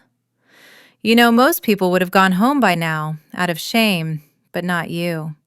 You stick around like a bad smell. I didn't say anything. I just stood there, clutching the silver drive in my hand, my heart beating a steady rhythm of anticipation. Hunter, his gaze drifted from my face to the table. He was looking for something else to mock, some other sign of my inferiority. Maybe he expected to see a stolen bread roll or a glass of water. Instead, his eyes landed on the bottle. Julian had placed the flask away, But the bottle of Macallan 1926 fine and rare, which he had seemingly conjured from the ether earlier, sat proudly on the wood. To the uninitiated, it looked like just another bottle of whiskey. But Hunter considered himself a connoisseur. He subscribed to all the luxury magazines. He knew the labels even if he could never afford the taste. He froze. His mouth dropped open slightly. He blinked, rubbing his eyes as if he were seeing a hallucination. Is that Macallan 26? He whispered, the slur vanishing from his voice for a second, replaced by pure shock. He leaned in closer, his nose almost touching the glass. He read the label. He looked at the serial number. He knew what it was. It was a bottle that retailed for more than most people earned in a decade. It was a bottle that belonged in a vault, not on a rickety table behind a pillar at a wedding. "Where did you get this?" Hunter demanded, his head snapping up to look at me. His shock was instantly replaced by accusation. He pointed a shaking finger at my chest. "You stole this, didn't you? You sneaked into the manager's office or the wine cellar and you stole it." I stared at him, incredulous. The idea was so absurd it was almost funny. "Hunter, that bottle is worth more than your life," I said calmly. "You think I just slipped it into my purse? Don't lie to me," he shouted, drawing the attention of the nearby tables. Guests turned around, forks suspended halfway to their mouths. "I know you," Zara Hunter spat. "You are broke. You are a freelancer. You scrape by. There is no way in hell you could afford this. You stole it to try and impress people. You want it to look like you belonged here, but you are just a thief." He reached out greedily, eyeing the bottle. "I am confiscating this," he announced, puffing out his chest. "As the host of this event, I cannot allow stolen property to be consumed. I am going to take this to the main table. It will go nicely with my cigar." He moved to grab the neck of the bottle, but then he noticed the hand resting next to it. For the first time, Hunter seemed to actually see Julian. He had been so focused on me and the whiskey that he had treated Julian like part of the furniture. Now he looked at the man sitting in the shadows. Julian hadn't moved. He was still seated, casually, one arm draped over the back of his chair, the other resting near the bottle. He was looking at Hunter with an expression of mild boredom, like a lion watching a particularly noisy fly. Hunter squinted, his drunken eyes narrowing. He took in Julian's dark skin. He took in the silence. And in Hunter's limited, prejudiced worldview, he came to the only conclusion his bigotry would allow. "And who is this?" Hunter sneered, gesturing vaguely at Julian. He looked back at me, a disgusting grin spreading across his face. "Oh, I get it. Is this your date, Zara? Did you hire him?" My blood ran cold. The insult was so gross, so reductive that I felt sick. Hunter laughed, looking around for validation from the nearby guests. "That is it, isn't it? You couldn't get a real man to come with you, so you went to some corner and hired a gigolo. How much do you pay him by the hour?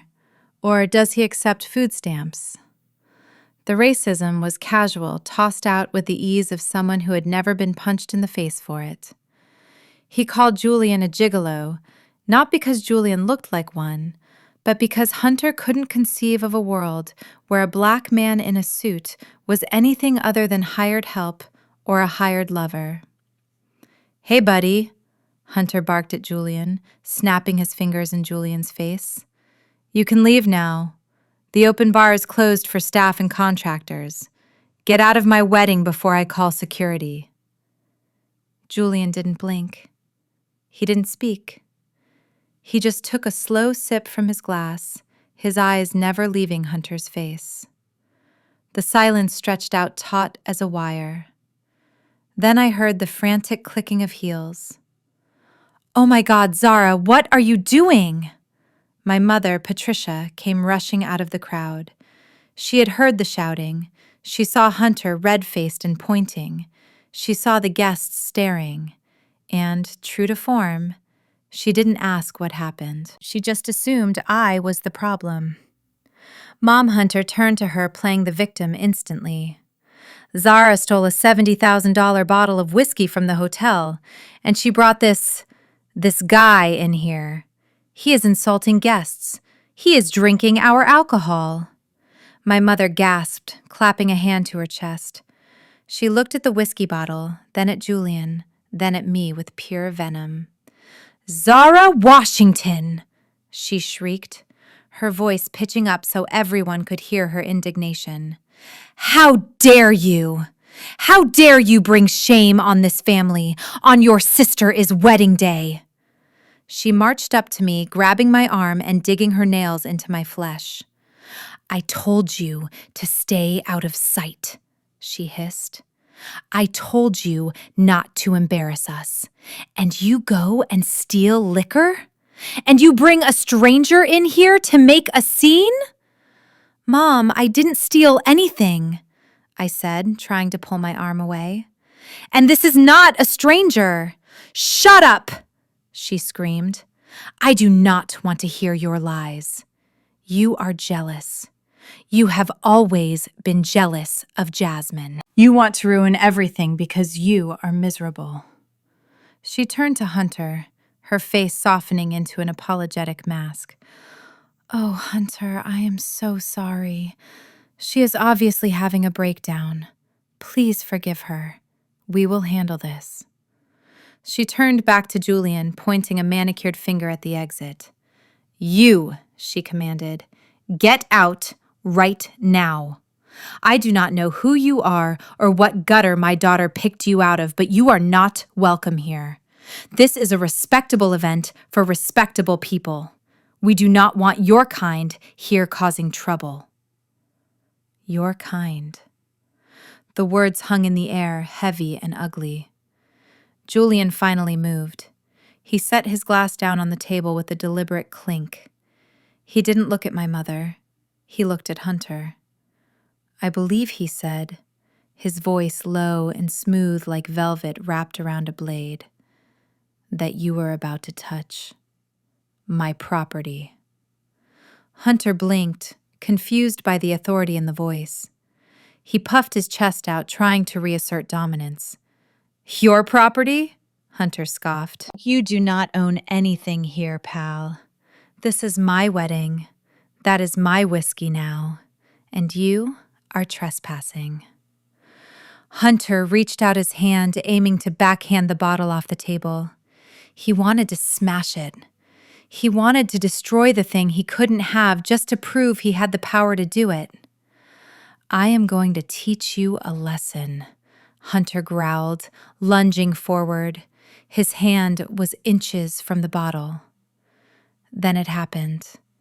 It was so fast I almost missed it. Julian's hand shot up from the armrest. He didn't block the blow. He caught it. He clamped his hand around Hunter's wrist mid-air. Hunter stopped dead, his momentum arrested instantly. He looked down stupidly at his arm. Julian's grip was like a vice.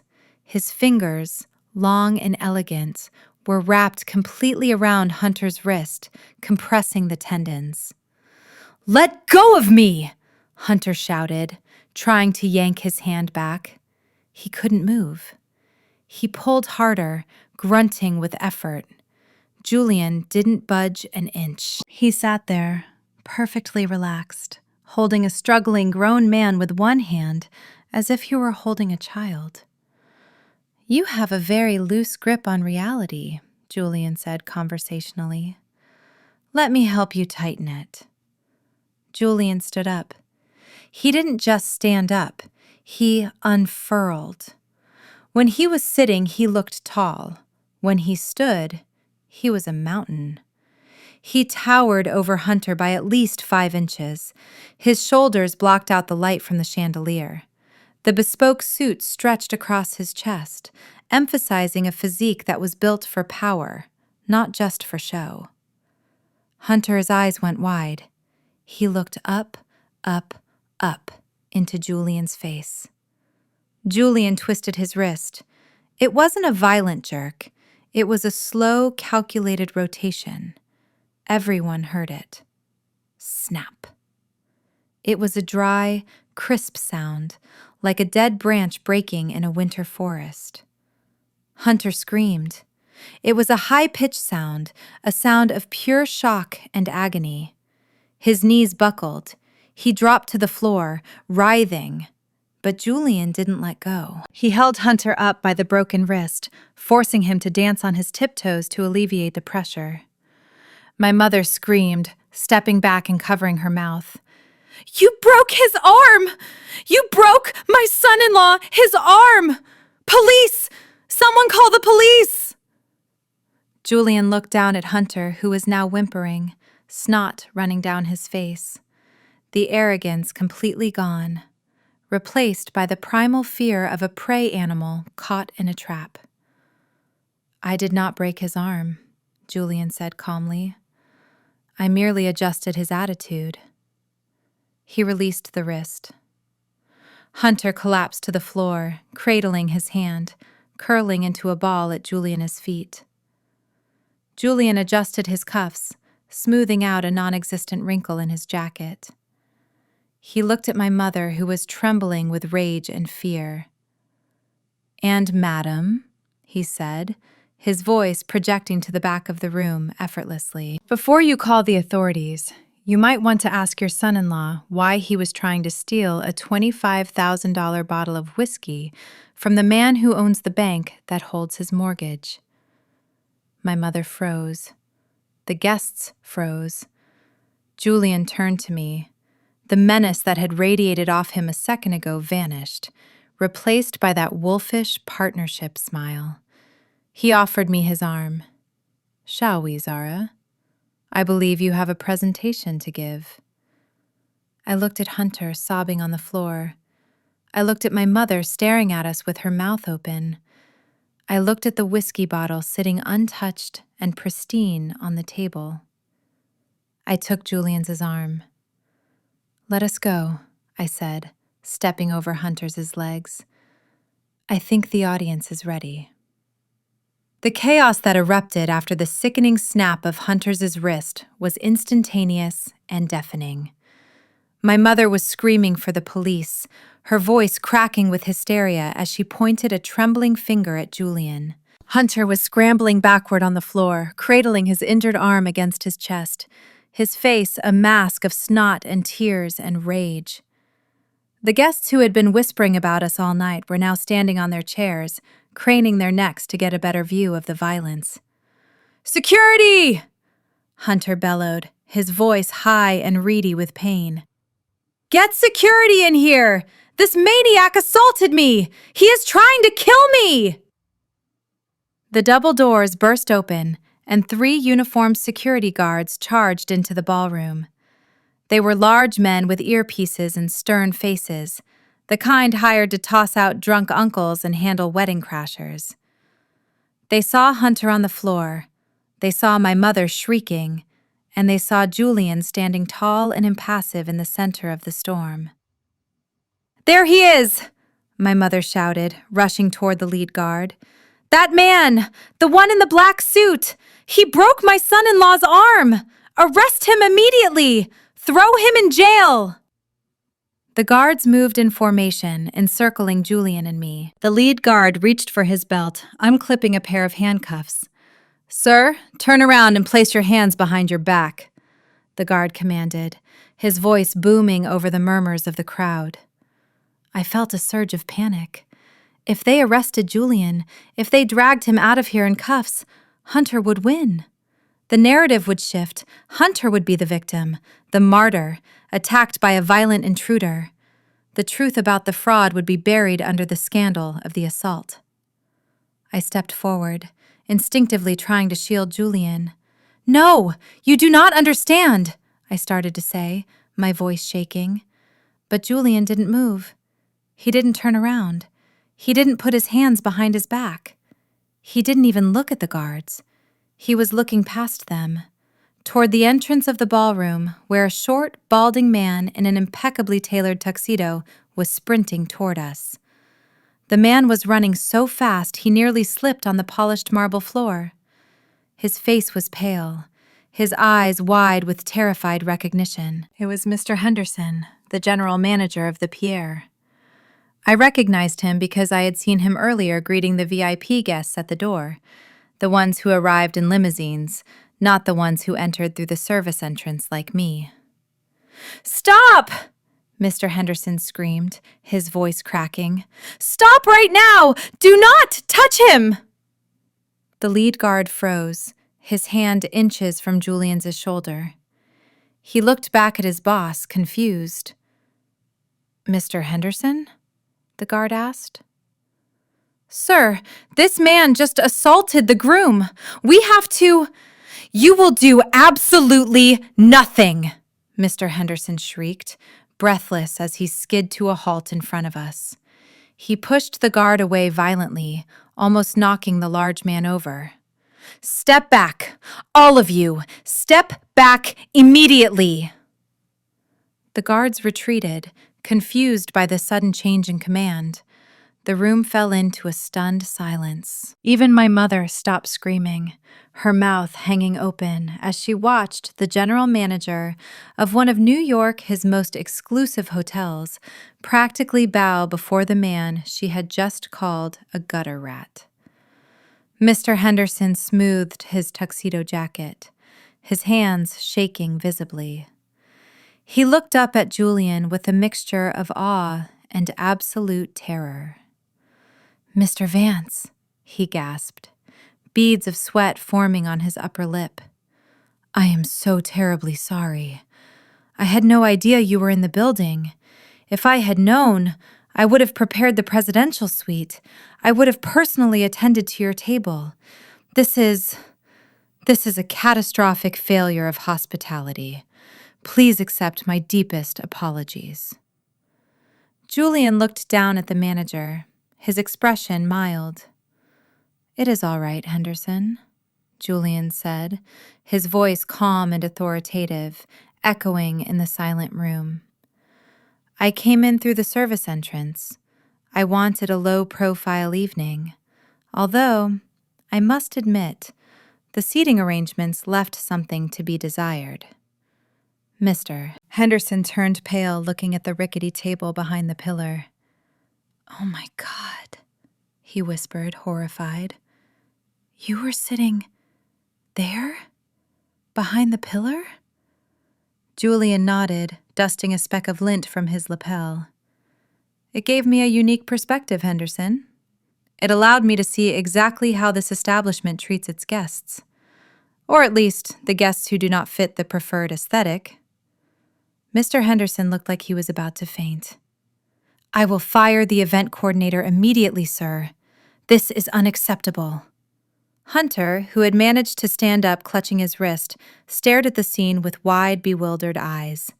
The pain in his arm seemed to be forgotten, replaced by a dawning horror. "Vance?" Hunter whispered the name, coming out as a choked rasp. He looked at Julian. He looked at Mr. Henderson bowing and scraping, and then the gears in his alcohol-addled brain finally clicked into place. "Wait," Hunter said, stepping forward, his voice trembling. "Did you say Vance? As in Julian Vance?"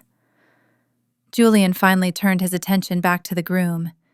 He looked at Hunter with the same detached curiosity one might view a bacteria under a microscope. "Correct," Julian said simply. Hunter turned white. The color drained from his face so fast he looked like a corpse. But that is impossible," Hunter stammered. "I have been talking to your team for weeks. We are merging. You are buying my company. Why would you be here? Why would you be sitting in the dark with her?" He gestured weakly at me. Julian let out a short, dry laugh. "I am not buying your company, Hunter," Julian said. "In fact, 10 minutes ago, while you were busy making false promises to your wife on stage, I sent an email to your legal team. The merger is dead." "Dead?" Hunter squeaked. "Rejected," Julian clarified, "due to gross financial negligence, fraudulent accounting practices, and a complete lack of moral character. I do not do business with liars, Hunter, and I certainly do not do business with men who steal from their in-laws to pay their gambling debts." A gasp rippled through the room. My mother put a hand to her throat. Jasmine, who had rushed over to see if Hunter was okay, froze in her tracks. You own this hotel?" Hunter asked, his voice barely a whisper. "I own the holding company that owns the real estate trust that owns this hotel," Julian corrected. "So when you tried to kick me out of my own property for stopping you from stealing my whiskey, you made a severe tactical error." Julian took a step toward Hunter, and the groom flinched, backing away until he bumped into the table. "You stood on that stage and bragged about an empire," Julian said, his voice rising so everyone could hear. "But you are standing on quicksand. You have no money, you have no merger, and as of right now, you have no venue. Because I am canceling this event." "Canceling?" my mother shrieked, finding her voice again. "You cannot do that! We paid the deposit! This is my daughter's wedding!" Julian turned to my mother. "You paid the deposit with a credit card that has already been declined, madam," he said coldly. "Henderson, run the card again." Mr. Henderson pulled out a tablet and tapped a few keys. He looked up, his face grim. "Declined, sir. Insufficient funds." My mother looked at Hunter, betrayal dawning in her eyes. "Hunter, you said you transferred the money." Hunter didn't answer. He was looking at the floor, wishing it would open up and swallow him whole. Julian turned away from them, dismissing them as if they were no longer relevant. He turned to me. For the first time all evening, he smiled, a genuine, warm smile. He reached out his hand, palm up, inviting me to step forward. "But there is one thing you are wrong about, Hunter," Julian said, looking over his shoulder at the groom. "You asked why I was sitting with Zara. You called her my hire. You insulted her intelligence and her worth." Julian took my hand. His grip was firm, proud. "I was sitting with Zara because she is the only person in this room worthy of respect," he announced. "And she is not my date. She is my colleague." He pulled me gently until I was standing right next to him, shoulder to shoulder, in the center of the room. "Ladies and gentlemen," Julian boomed his voice, commanding the attention of every single soul in that ballroom. "I would like to introduce you to the person who actually runs the show. This is Zara Washington. She is the lead forensic auditor who uncovered the fraud that your groom has been perpetrating." He paused, letting the words sink in. "And as of this evening," Julian continued, looking directly at my mother, "she is the newly appointed Director of Global Risk Management for Vance Global. She is the woman who protects my billions. So when you made her sit behind a pillar, you were not hiding a poor relation. You were insulting the most powerful woman in this room." The silence that followed was absolute. My mother stared at me. Her eyes were wide, searching my face as if looking for the daughter she thought she knew, the one she had dismissed as a failure. She looked at my emerald dress, the one she had called cheap, and suddenly she saw it differently. She saw the way I stood. She saw the way Julian Vance, the billionaire, looked at me with deference. "Director?" my mother whispered. "Zara?" Jasmine let out a sob. a sound of pure selfish despair. But what about my house? Jasmine wailed.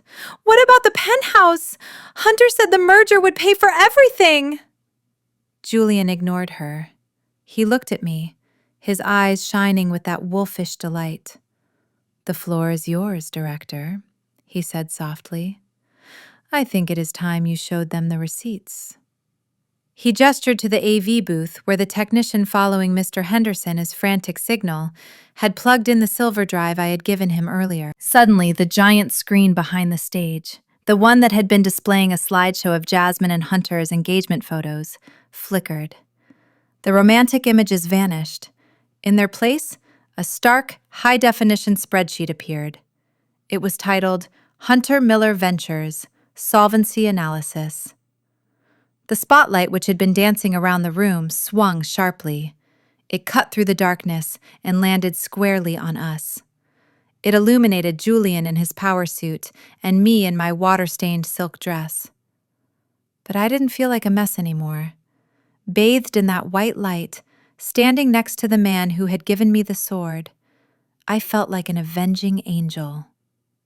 I looked at Hunter cowering on the floor. I looked at Jasmine crying over a lost fortune she never earned. I looked at my parents, realizing their retirement was gone. I stepped forward into the light. I didn't need a microphone. My voice rang out, clear and strong, fueled by 35 years of silence. Let us look at the numbers, I said, because unlike people, numbers never lie. I walked up the stairs to the stage.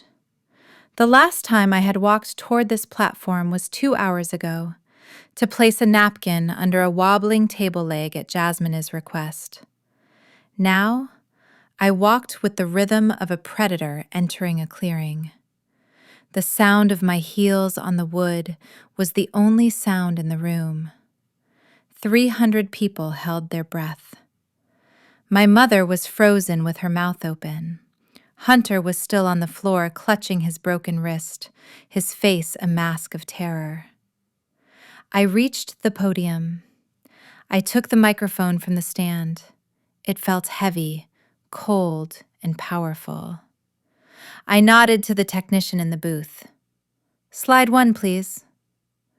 The massive LED screen behind me flickered. The soft focus engagement photo of Hunter and Jasmine running on a beach dissolved into pixels. In its place, a stark, high-contrast spreadsheet appeared. It was ugly. It was complex. And it was the most beautiful thing I had ever seen. I turned to the audience. I did not raise my voice. I spoke with the calm, clinical detachment of a surgeon explaining a fatal diagnosis. Hunter Miller claims to be a venture capitalist managing a portfolio of $20 million. He told my sister he was investing in tech startups. He told my father he was buying commercial real estate. I pointed to the screen where a jagged red line plummeted across a graph. This is the actual cash flow of Hunter Miller Ventures for the last 12 months. I stepped to the side so everyone could see the data clearly. On the left column, you will see the incoming funds. These are the deposits from investors. These are the checks my father wrote. These are the life savings of his college friends, totaling $4 million. A murmur went through the crowd. People were recognizing their own contributions. Now look at the right column. I tapped the screen virtually with my laser focus. There are no tech investments. There are no real estate purchases. Instead, we have 350 transactions to an offshore entity called Black Chip Holdings.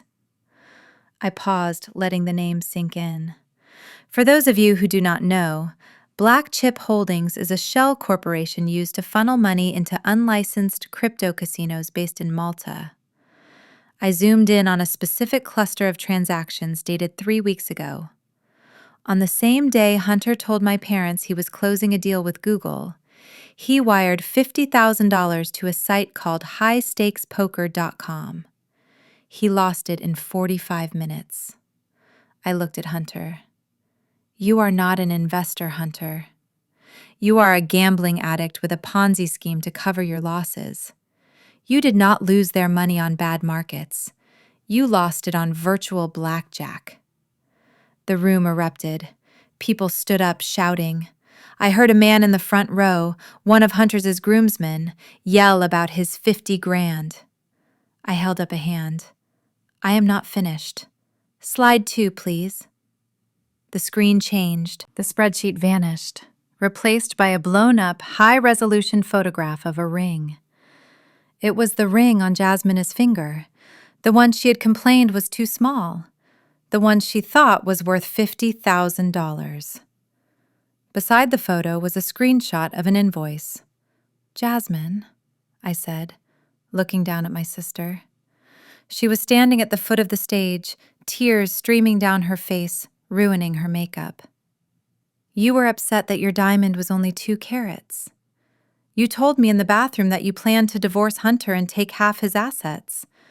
You wanted to know what your ring was worth. I pointed to the invoice on the screen. This is the purchase order from a website called Faux Sparkle. Item description: 2-carat moissanite solitaire, gold-plated band. I read the price tag aloud, my voice ringing out clearly. Total cost, including shipping and handling, $199.99. Jasmine let out a sound that was half scream, half sob. She looked down at her hand as if the ring was burning her skin. She tried to pull it off, clawing at her finger. He did not spend $50,000, Jasmine. He spent less than the cost of the champagne on your table. It is glass. It is fake. Just like his career. Just like his love for you. Jasmine ripped the ring off and threw it at Hunter. It bounced off his chest and rolled under a table. You lied to me, she screamed. You promised me a rock! I watched her meltdown with zero sympathy. She wasn't crying because she was heartbroken. She was crying because she was broke. But we are not done, I said, cutting through her hysterics. Slide 3. This is the important one. This is for you, Mom and Dad. The screen shifted again. This time, it displayed a legal document. It was a deed of trust. My parents stepped forward. My father looked confused, his face gray. My mother looked terrified, clinging to his arm. Robert and Patricia Washington, I said, addressing them by name, not by title. You sold Grandma Dorothea's brownstone. You handed Hunter the keys to a $4 million penthouse, thinking you were securing Jasmine's future. I pointed to the date stamp on the document on the screen. You thought you gave him that gift tonight. But look at the timestamp. The date was yesterday.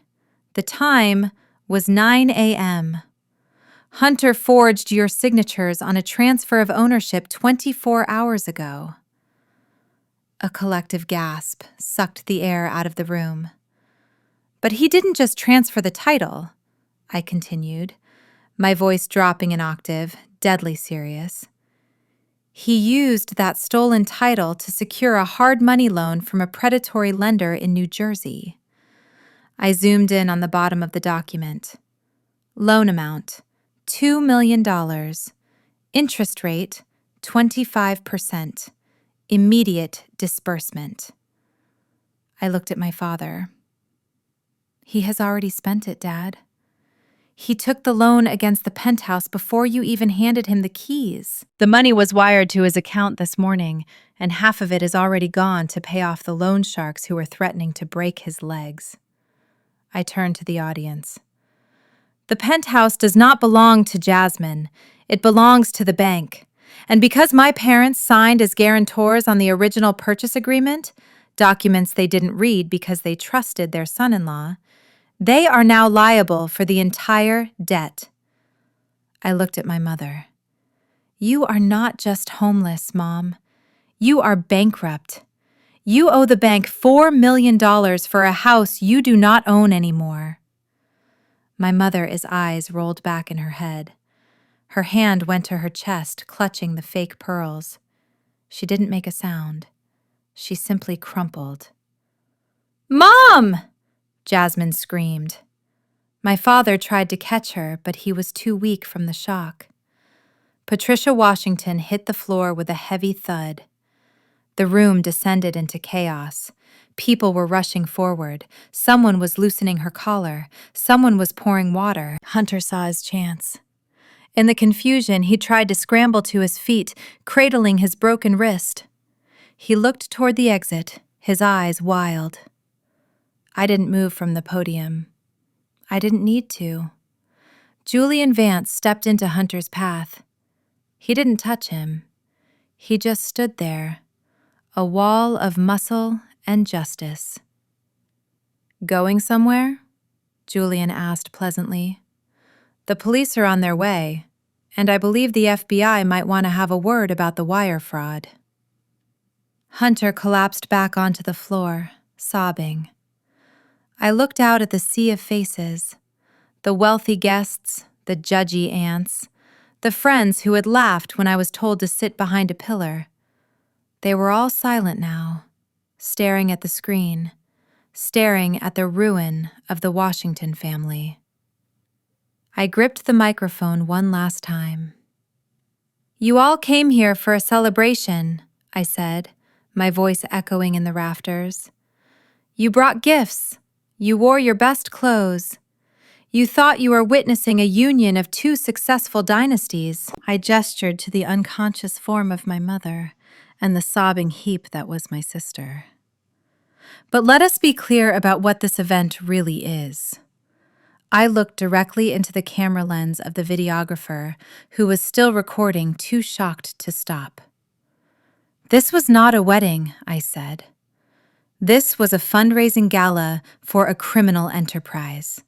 And every single one of you," I swept my arm across the room, encompassing the entire guest list, "you are not guests. You are victims. And the show is over." I dropped the microphone. It hit the floor with a deafening feedback screech that made everyone cover their ears. I turned my back on the audience. I turned my back on the screen. I walked down the stairs toward Julian. I didn't look at my mother on the floor. I didn't look at Jasmine. I walked straight to Julian, who was waiting for me with that same proud, intense look in his eyes. He offered me his arm again. "Ready to go, director?" he asked. I took his arm. I felt the solid warmth of him, the reality of him. "Drive," I said. "Get me out of here." We walked toward the exit, the crowd parting for us like the Red Sea. No one dared to stop us. No one dared to speak. They just watched the woman from behind the pillar walk out with the king of the city, leaving the ashes of the empire burning behind her. The silence that followed my speech was shattered by the screech of tires outside the main entrance, followed by the heavy thud of boots hitting the marble floor. The double doors, which had been the gateway for my parents' proud entrance just minutes ago, swung open with violent force. This was not hotel security. This was federal law enforcement. Agents in windbreakers emblazoned with the letters FBI swarmed into the ballroom. They moved with a terrifying efficiency, ignoring the screaming guests and the overturned chairs. They had a single target: Hunter Miller. Hunter tried to run. In his delusion, he actually thought he could escape. He scrambled to his feet, clutching his broken wrist, and made a dash toward the kitchen entrance, the very place where I had been forced to sit.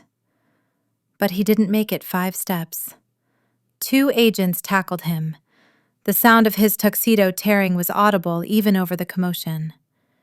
They pinned him to the floor, his face pressed against the spilled champagne and cake crumbs. Get off me! Hunter screamed, his voice high and hysterical.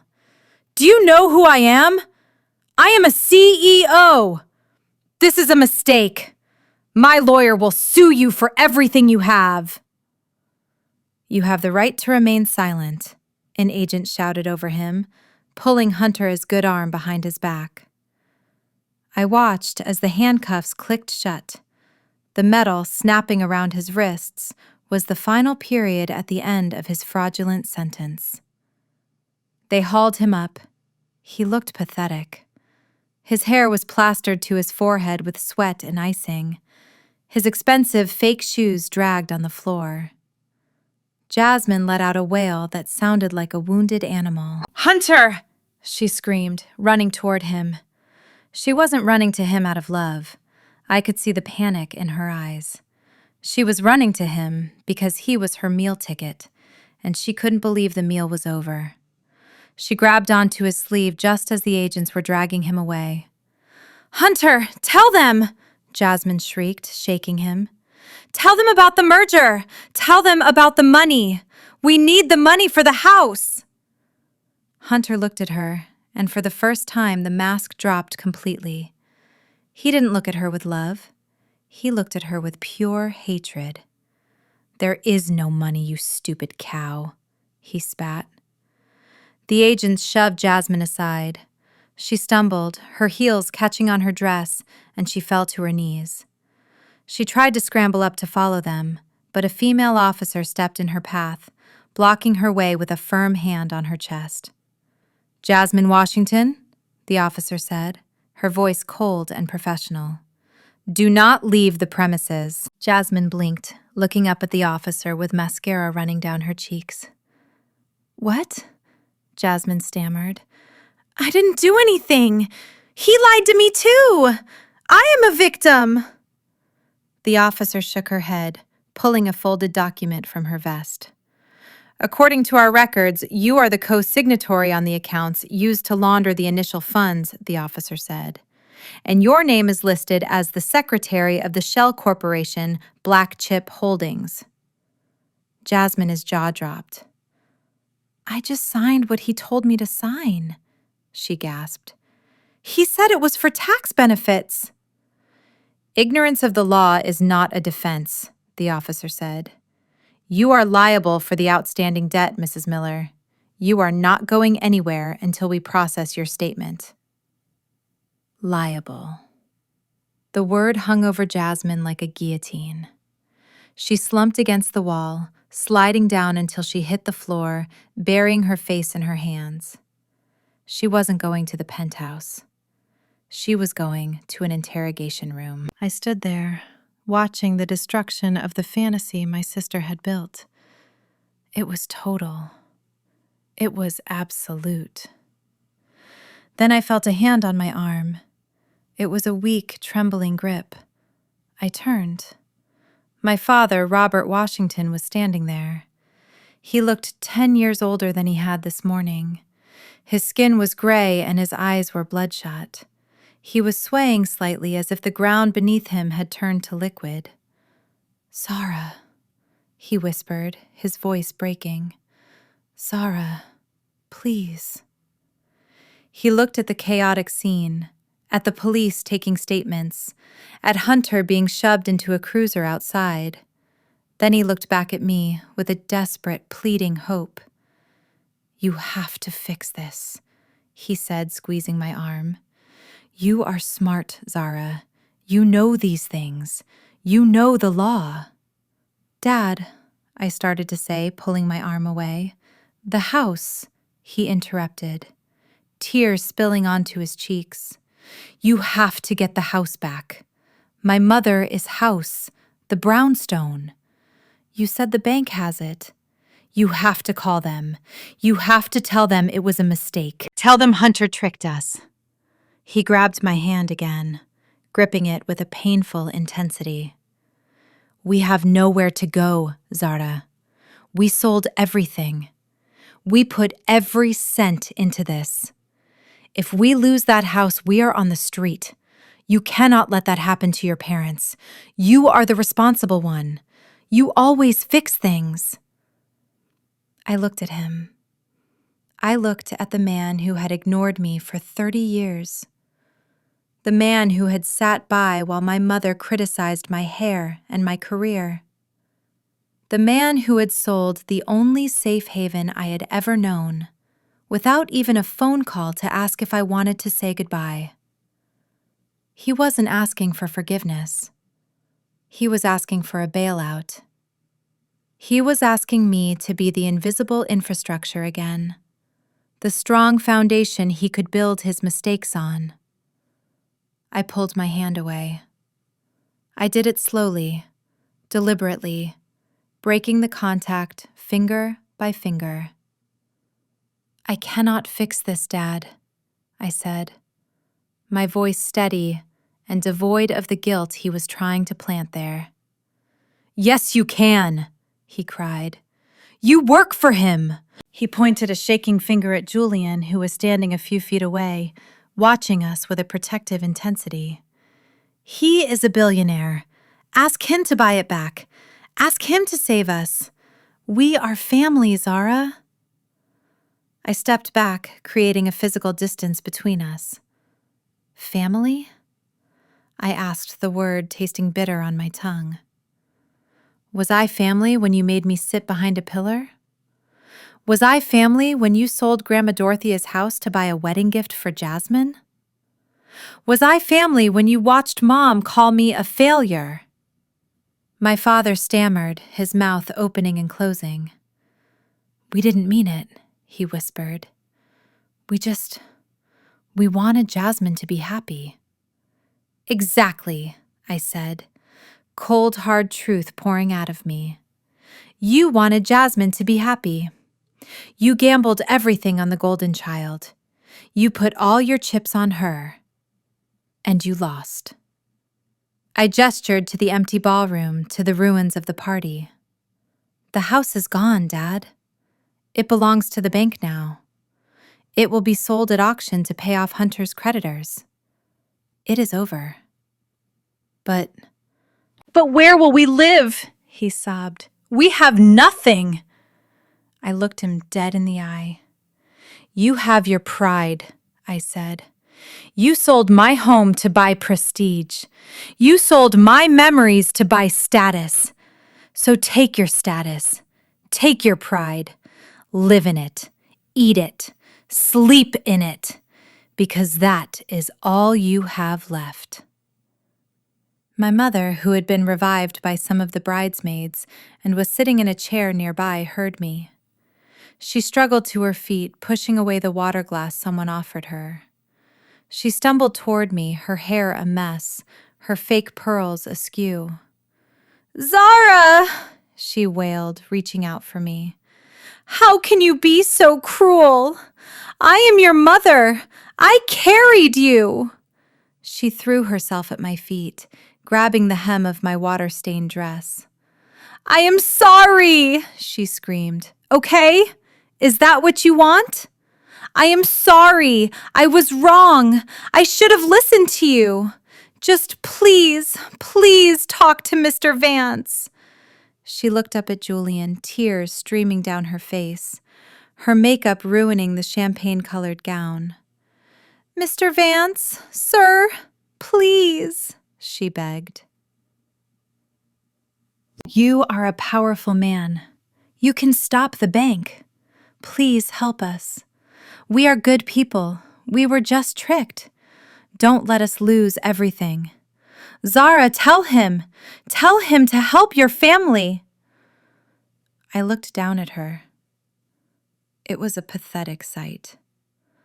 The woman who had ruled my life with an iron fist, who had made me feel small and ugly and unworthy, was now on her knees, begging for salvation from the very daughter she despised. But I felt nothing. The well of empathy was dry. I looked at Julian. He hadn't said a word. He had let me handle it. He had let me say what I needed to say. But now, seeing my mother clawing at my dress, his patience evaporated. He stepped forward, placing himself between my mother and me. He was a wall of black wool and steel resolve. "Mrs. Washington," Julian said, his voice dropping to a register that commanded absolute silence. My mother froze, looking up at him. "Your daughter does not work for you," he said. "She works for me, and I do not pay her to clean up the messes of people who abuse her." "But we are family," my mother whimpered. Julian leaned down slightly, his eyes cold. "You ceased to be her family the moment you sold her heritage to pay for a fraud," he said. "You made a business decision, madam. You liquidated your assets to invest in a criminal. That is not a family tragedy. That is a bad investment. And in the world of finance, when you make a bad investment, you lose." He straightened up and snapped his fingers. Two of his personal security guards, the ones who had been waiting in the wings, materialized instantly. "Please escort Mr. and Mrs. Washington off the property," Julian commanded, "and ensure they do not approach my director again." "No!" my mother screamed as the guards lifted her to her feet. "Zara! Don't let them take us! Zara!" I watched them. I watched my father weeping into his hands as he was led away. I watched my mother kicking and screaming, calling my name not with love, but with desperation. I watched Jasmine sitting on the floor, surrounded by police officers, staring blankly at the spot where her husband had been dragged out. I didn't turn away. I watched until the doors swung shut behind them. The room was quiet now. The guests had started to filter out, whispering and hurrying to their cars, eager to distance themselves from the scandal. The staff was beginning to clear the tables, sweeping up the broken glass and the debris of the disaster. I stood in the center of the empty dance floor, feeling a strange lightness. The heavy weight I had carried for 35 years, the weight of their expectations, their criticism, their rejection, was gone. It had been dragged out the door in handcuffs and tears. I looked at my hands. They were steady. Julian turned to me. He examined my face, searching for signs of regret or collapse. "Are you all right?" he asked softly. I took a deep breath, inhaling the air that no longer smelled of fake lilies and hypocrisy. It smelled of cleaning solution and freedom. "I have never been better," I said, and I meant it. Julian nodded. He checked his watch. "Good," he said, "because we have a lot of work to do. That brownstone isn't going to buy itself back from the bank." I looked at him, surprised. "What?" I asked. Julian smiled that wolfish, knowing smile. "I told you I read the prospectus," he said. "The bank that holds the lien on your grandmother is House. I own a controlling interest in it. I made a call while you were giving your speech. I put a freeze on the foreclosure auction." He reached into his pocket and pulled out his phone, showing me a confirmation email. "The house is safe, Zara," he said. "It is in a holding trust. It is waiting for you." I felt the tears come then. Not tears of sadness, but tears of overwhelming relief. The only thing that mattered, the only piece of my history that was pure, was safe. "You did that for me?" I whispered. "I did that for the best auditor I have ever met," he said, "and because I hate seeing good architecture go to waste." He offered me his arm again. "Now come on," he said. "My driver is waiting. And I believe I promised you dinner at a table where you can actually see the view." I took his arm. I didn't look back at the pillar. I didn't look back at the scene of the crime. I walked forward out of the ballroom and into the rest of my life. The revolving doors of the Pierre spun me out into the New York night, and the difference in the atmosphere was immediate. Inside the ballroom, the air had been thick with the cloying scent of stale lilies, expensive perfume, and the suffocating weight of centuries of pretense. But out here on Fifth Avenue, the air was crisp and cool, carrying the distinct electric charge of the city. I inhaled deeply, filling my lungs with the smell of exhaust and ozone and wet pavement.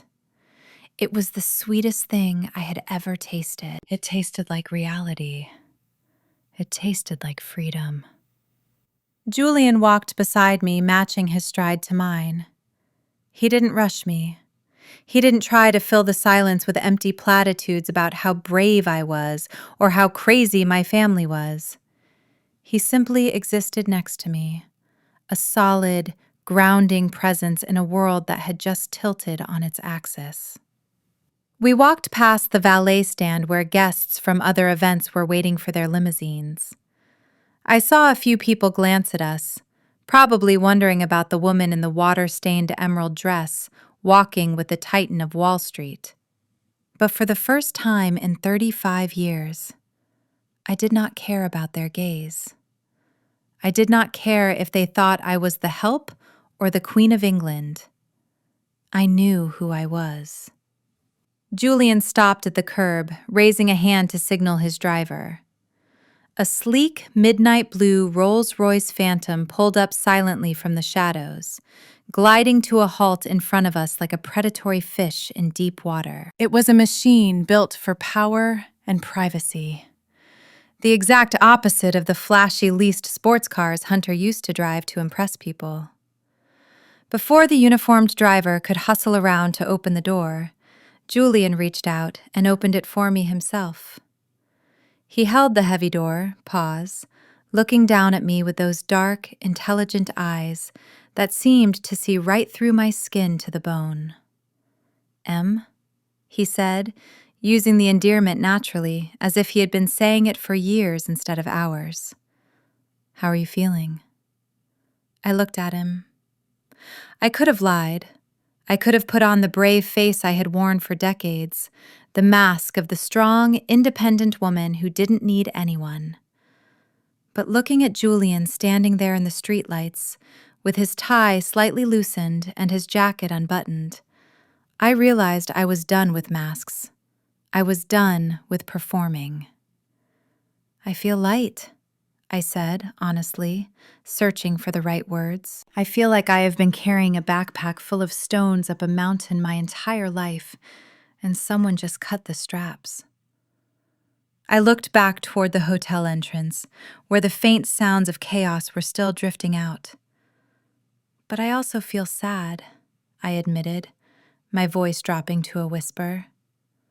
"I destroyed them, Julian. I know they deserved it. I know they dug their own graves. But watching my father cry, watching my mother beg on her knees, it is a heavy thing to witness the funeral of your own family while they are still breathing." Julian nodded, understanding etched into the lines of his face. "It is a death," he agreed, soft and low.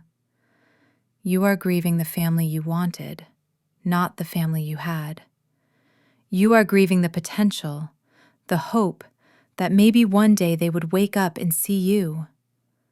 Tonight, you killed that hope, and that hurts." He was right. He was surgically accurate as always. "In the house," I added, feeling a fresh wave of pain. "I can live without their approval. I have lived without it for 35 years. But the brownstone, that was different. That was Grandma Dorothy. That was the window seat where I read my first audit report. That was the smell of lavender and old paper.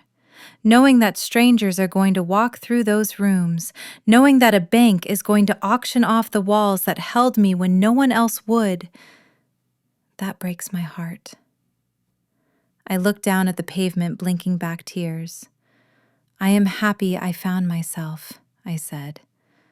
but I am sad I had to lose my home to do it. Julian didn't say anything for a long moment. He just watched me, the city lights reflecting in his eyes. Then he reached into the inside pocket of his jacket. For a second, I thought he was reaching for his flask again, but he pulled out a folded piece of paper. It wasn't a digital tablet this time. It was a physical document, thick and creamy paper with a blue legal cover. He held it out to me. "I do not like loose ends, Zara," he said, his voice casual, almost nonchalant. "And I certainly do not like banks taking assets that belong to my partners." I looked at the paper. I looked at him. "What is this?" I asked, my heart skipping a beat. "I made a call," Julian said, "while you were giving your speech, while you were dissecting Hunter as fraud on the big screen. I stepped out and called the chairman of the trust that holds the note on the brownstone." He tapped the paper against his palm. "It turns out when you own the bank, you can make certain exceptions to the foreclosure process. I bought the note, Zara. I bought the deed. I bought the arrears. I bought the whole damn thing." My mouth fell open. I reached out with trembling fingers and took the document. I unfolded it under the street lamp. It was a transfer of ownership. But the name on the grantee line wasn't Vance Global. It wasn't an offshore shell company. It was Zara Washington. You bought it for me?" I stammered, looking up at him in shock. "Consider it a signing bonus," Julian said, a small smile playing on his lips. "I need my director of risk management to have a stable home base. I cannot have you worrying about where you are going to sleep when you should be worrying about saving me millions." "But this is millions of dollars, Julian," I whispered. He shrugged, adjusting his cufflinks. "I told you it was a good investment. Good architecture is rare, and loyalty is priceless." He stepped closer to me, his voice losing its business edge and becoming something warmer, something deeply personal. "That house is your history, Zara. It is where you became the woman you are. I wasn't going to let them take that from you. They can take the credit for your success. They can take your patience. They can take your energy. But they do not get to take your sanctuary. Not while I am around." I stood there on the corner of Fifth Avenue, clutching the deed to my grandmother's house, and I felt something crack inside my chest. It wasn't a break. It was a release. For 35 years, I had been the giver. I had been the fixer, the lender, the worker, the invisible support system. I had never been the receiver. I had never been the one who was protected. And here was this man, this stranger turned savior, who had seen my worth in the dark and had moved mountains to restore my legacy. Not because I begged him, but simply because he thought I deserved it. "Thank you," I whispered the words, feeling inadequate. "Julian, thank you." He didn't brush it off. He didn't make a joke. He just nodded, accepting my gratitude with the grace of a king. "You earned it," he said. "Now get in the car. I believe we have a victory dinner to attend, and I am starving." I slid into the back seat of the Rolls-Royce. The leather was soft like butter. The air inside smelled of cedar and leather, a stark contrast to the smell of the trail I had left behind. Julian slid in next to me, closing the door and sealing us in a bubble of quiet luxury. "2 per se, driver," Julian instructed, "and take the long way. We are in no rush." The car began to move, gliding forward with a smooth, silent power. I leaned back against the headrest, clutching the deed to my chest. As the car pulled away from the curb, I couldn't help it. I looked up at the rearview mirror. Through the tinted glass, I saw them. My family. was standing on the sidewalk outside the hotel. They were not huddled together in comfort. They were ripping each other apart. My mother was screaming at my father, hitting his chest with her fists, her face contorted in an ugly mask of blame. My father was slumped over, looking defeated, a broken man with nowhere to go. Jasmine was standing apart from them, arguing with a police officer, gesturing wildly at the hotel as if demanding they let her back in to retrieve her fantasy life. Hunter was gone, taken away in the back of a squad car. They looked small. They looked chaotic. They looked like strangers. For a moment, I felt a phantom pull, a reflex to tell the driver to stop, to roll down the window to offer them money or a ride or a solution. It was the old Zara, the Zara who thought love meant fixing people who didn't want to be fixed. But then I felt the weight of the paper in my hand. I felt the warmth of Juliana's shoulder next to mine. I remembered the pillar. I remembered the pink sticky note. I remembered the laughter when they called me the help. I looked at the image in the mirror one last time. Then I reached up and flipped the little tab on the mirror, tilting the glass upward until the sidewalk disappeared, until my family disappeared, until all I could see was the city skyline ahead of us, bright and open and full of infinite possibility. I turned to Julian. He was watching me, waiting to see if I would turn back. When he saw me adjust the mirror, a slow, proud smile spread across his face. He reached out and took my hand, interlacing his fingers with mine. "Ready?" he asked. I squeezed his hand. "Ready," I said. I looked out the windshield as the car accelerated, merging onto the avenue. The city was a river of light flowing around us. I wasn't in the shadows anymore. I wasn't hidden. I was front and center, moving toward a future that I had built with my own resilience and secured with my own truth. I used to be the girl who sat behind the pillar, afraid to be seen, waiting for crumbs of affection. But as the Rolls-Royce carried me away from the wreckage of my past toward the brownstone that was finally legally mine, I realized something profound. The pillar didn't hide me. It protected me until I was strong enough to step into the light. And now that I was here, with the world spread out before me like a banquet, I knew one thing for sure. I would never sit in the back again. Standing on that sidewalk, with the deed to my grandmother's house in my hand, I realized that for 35 years, I had been waiting for a seat at a table that was rotten to the core. We often spend our lives trying to prove our worth to people who are committed to misunderstanding us. But the truth is, your value does not decrease based on someone else's inability to see it. Sometimes, you have to let go of the hand that is hurting you to grab the hand that wants to help you. I stopped begging for a place in their world and built my own. If you have ever had to choose your dignity over your history, or if you have found the strength to walk away from a toxic situation, please hit that like button and subscribe. Tell me your story in the comments below, because I read every single one.